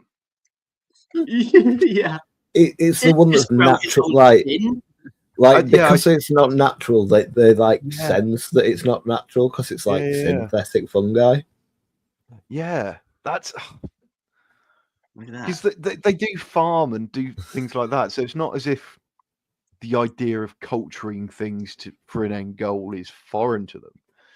Yeah. But I suppose to an extent, it's much like the Imperium with cloning. Yeah, it's just not right. Yeah, there's just something off. Just with something it. not right about it. Yeah. Yeah. Well, hopefully we get a new model for him one day. Doesn't look. Do you think he'll get a model with all these new orc drops that are coming out here, or? Yeah, I think they've got to do it, haven't they? Really. And with it being Armageddon, I think, to be honest with you, with like 12 years being the last one, he's due an update. Yeah, definitely. They did Ghazghkull a few years ago, so yeah, it's in that cycle. Okay. I dare say they'll probably time it with the Codex. The Codex is due fairly soon. Codex goes on pre-order next week. Okay, Nice. so they might. With the Ghazghkull updated model, it also does put like I'd expect within this edition that there'll be a Grotsnik update, because they're not going to drop it all at once, are they? No. Yeah. No. Cool. No, because I'm not entirely certain. Didn't Ghazghkull get leaked in a way through the new Total War game that they're developing? People saw him there. Kinda. They realised who he was at the time. A lot of people realised he was going to feature in that game from the trailers. But he is like one of the main characters technically in Dawn of War. Yeah. So it was a rumor that there was going to be a model, and everyone's like, oh well, now he's going to be in 2 games. It kind of like essentially is confirmed, and then funnily a week later, GW announced they were bringing out a model. Yeah, man, I have not seen all these orc minis. I haven't been looking at it or anything, but they're so fucking tight. They really changed the whole range around. Like I feel like they took their posture a little more serious and made them look a little more like they're still comical, but there's a little less of the comicness to it. I think it's almost leaning towards they're scary. Their culture and their belief system is comical, and their voices and how they behave is comical. But it's that if you look at them, they're fucking scary. Yeah. Like you imagine bumping into that at night, screaming "war" at you. Fucking. It's one of the comical things. You know, like how a lot of people are very protective over law. The change with the perception of people when it comes to orcs actually is a benefit, because you've got people that now see the comical side of it, but also put a serious spin on it and like sort of like cement that law in as like the perfect advancement of it. And it really works nicely where you'll get some changes from like a fan basis where not everyone enjoys it, but like the way that fans have sort of like forced the evolution of orcs being taken more seriously has worked out great for the model aspect of it. Like we're seeing so many nice models coming out, and even like like GW kind of struggle with orcs at the moment because they're having to compete with 3D sculptors that are making models that they don't make, and they can't really pull them down as easily as they could. Yeah, but it's like I was saying to Mike, like I found some amazing Mork and Gorkanort 3D prints like earlier, and like if GW made these, everyone would swarm over them, and it's something that they really missed. And it's like there's the big cardboard one. I found a plastic version of it that someone's designed for 3D printers. And like I'd so go for. I'd happily spend like a couple of hundred on that because it's a huge model. Don't get me wrong, but like I'd happily spend a couple of hundred for plastic over cardboard. Yeah, absolutely. I do think when they redid Ghazghkull, that was that start to make orcs less comical. It looked real, like that could be an actual being. It took that cartoon out. Yeah, like if you looked at like the old Meganobs, or like these like lumbering, like can barely even move their arms up and down things, but then they definitely took it into a different direction. Yeah, that's a good kind of dividing line there that you've drawn. One thing I will note as well, just previous conversation, the new release boys all have nipples. Yep. Oh my god. So they do have Let's nipples. Look. Okay, so we can have nipple belts. Oh, we can have nipple belts. Thank the Lord. So I'm going to throw out another Kit Bash challenge. If someone makes Grotsnik with a nipple belt. Yeah, that's lore friendly. Yeah. Yeah, the orcs are sweet, man. Like they're pretty fucking rowdy, all these models. Yeah. Holy shit. That's AOS, but I like him still. And I want him to come home with me. And actually that's one you could probably easily convert. That's not hard. Yeah. Very cool. Well, I fucking love a good orc episode. I've never really collected orcs too much. I've never done an orc army. They're always one of those ones where it's like I love fighting them. I love the lore. I just never really got around to it. But maybe one day. There's a lot of fucking cool orc minis now. Mm-hmm. And like now that you don't got that weird like orc boy posture, I don't know, those orc boys just seem so bizarre to me, man. But I have a few squads of the previous sculpt of boys and some of the new ones, and the new ones look so nice, even the fixed form ones from the Armageddon box. And I am tempted to look at getting some of the new ones that have just released because they're not at the fixed pose apparently, or they're not meant to be. So we'll see. I'm waiting to see actually someone build them, and I'll decide afterwards. But we almost need to come up with like a name for the old orc boys, like it's like its own kind of variation of orc, like hunchback orcs or something. Like I don't know, man. Well, I don't know.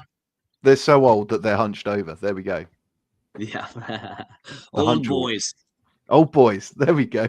Yeah, that's because orcs are smart enough not to have their head above their shoulders. Yeah, that is actually in one of the books. But humans are stupid because they have their head above their shoulders and it's easy to hit, whereas orcs don't. Just wait till they find out where we keep our genitals. Oh, that is something that's mentioned in the new book, in that Grotsnik book, because the humans are getting infected by gene stealers, and it's like, and then the humans make more that are infected with gene stealers, and the beast snaggle boy's like, how do they make more? And it's like, you don't want to know. It's disgusting, and even worse when when skin thieves are involved. 'Cause that's what they call gene stealers, skin thieves. I will just be that guy. Because of marksmanship principles, generally speaking, when you aim at a target, you aim center mass. So the orcs' heads being around about the center of mass. But for current standards. But no, I love that's such an orc thing though. Yeah, the Umis are stupid because I can dock you on the head easily.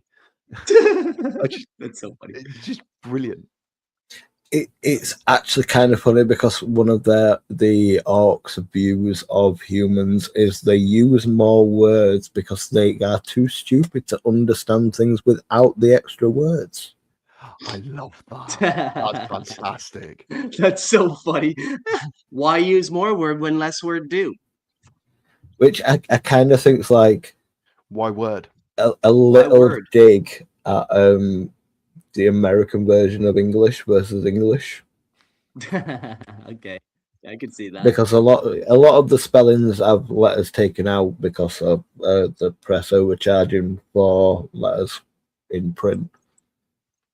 So it kind of evolved into its own language, and like, you know, a lot of the Americans go, "Why the fuck do you put the extra letters in when it makes sense without them?" Which it does. Yeah, nice. Well, any other thoughts on Mad Doc, Painboyz, Orcs, anything? I really want to make some Stitch Boys. Yeah, man. I Stitch really want- Boys, Cyborks, Yeah. Orcs, even. Yeah. I mean, I'm not making the same mistake as like the last 8 episodes or whatever it is, where I've turned around and said, I want to start this army now. I've got some orcs. I have a horde army. I'm not doing another horde army. Yeah.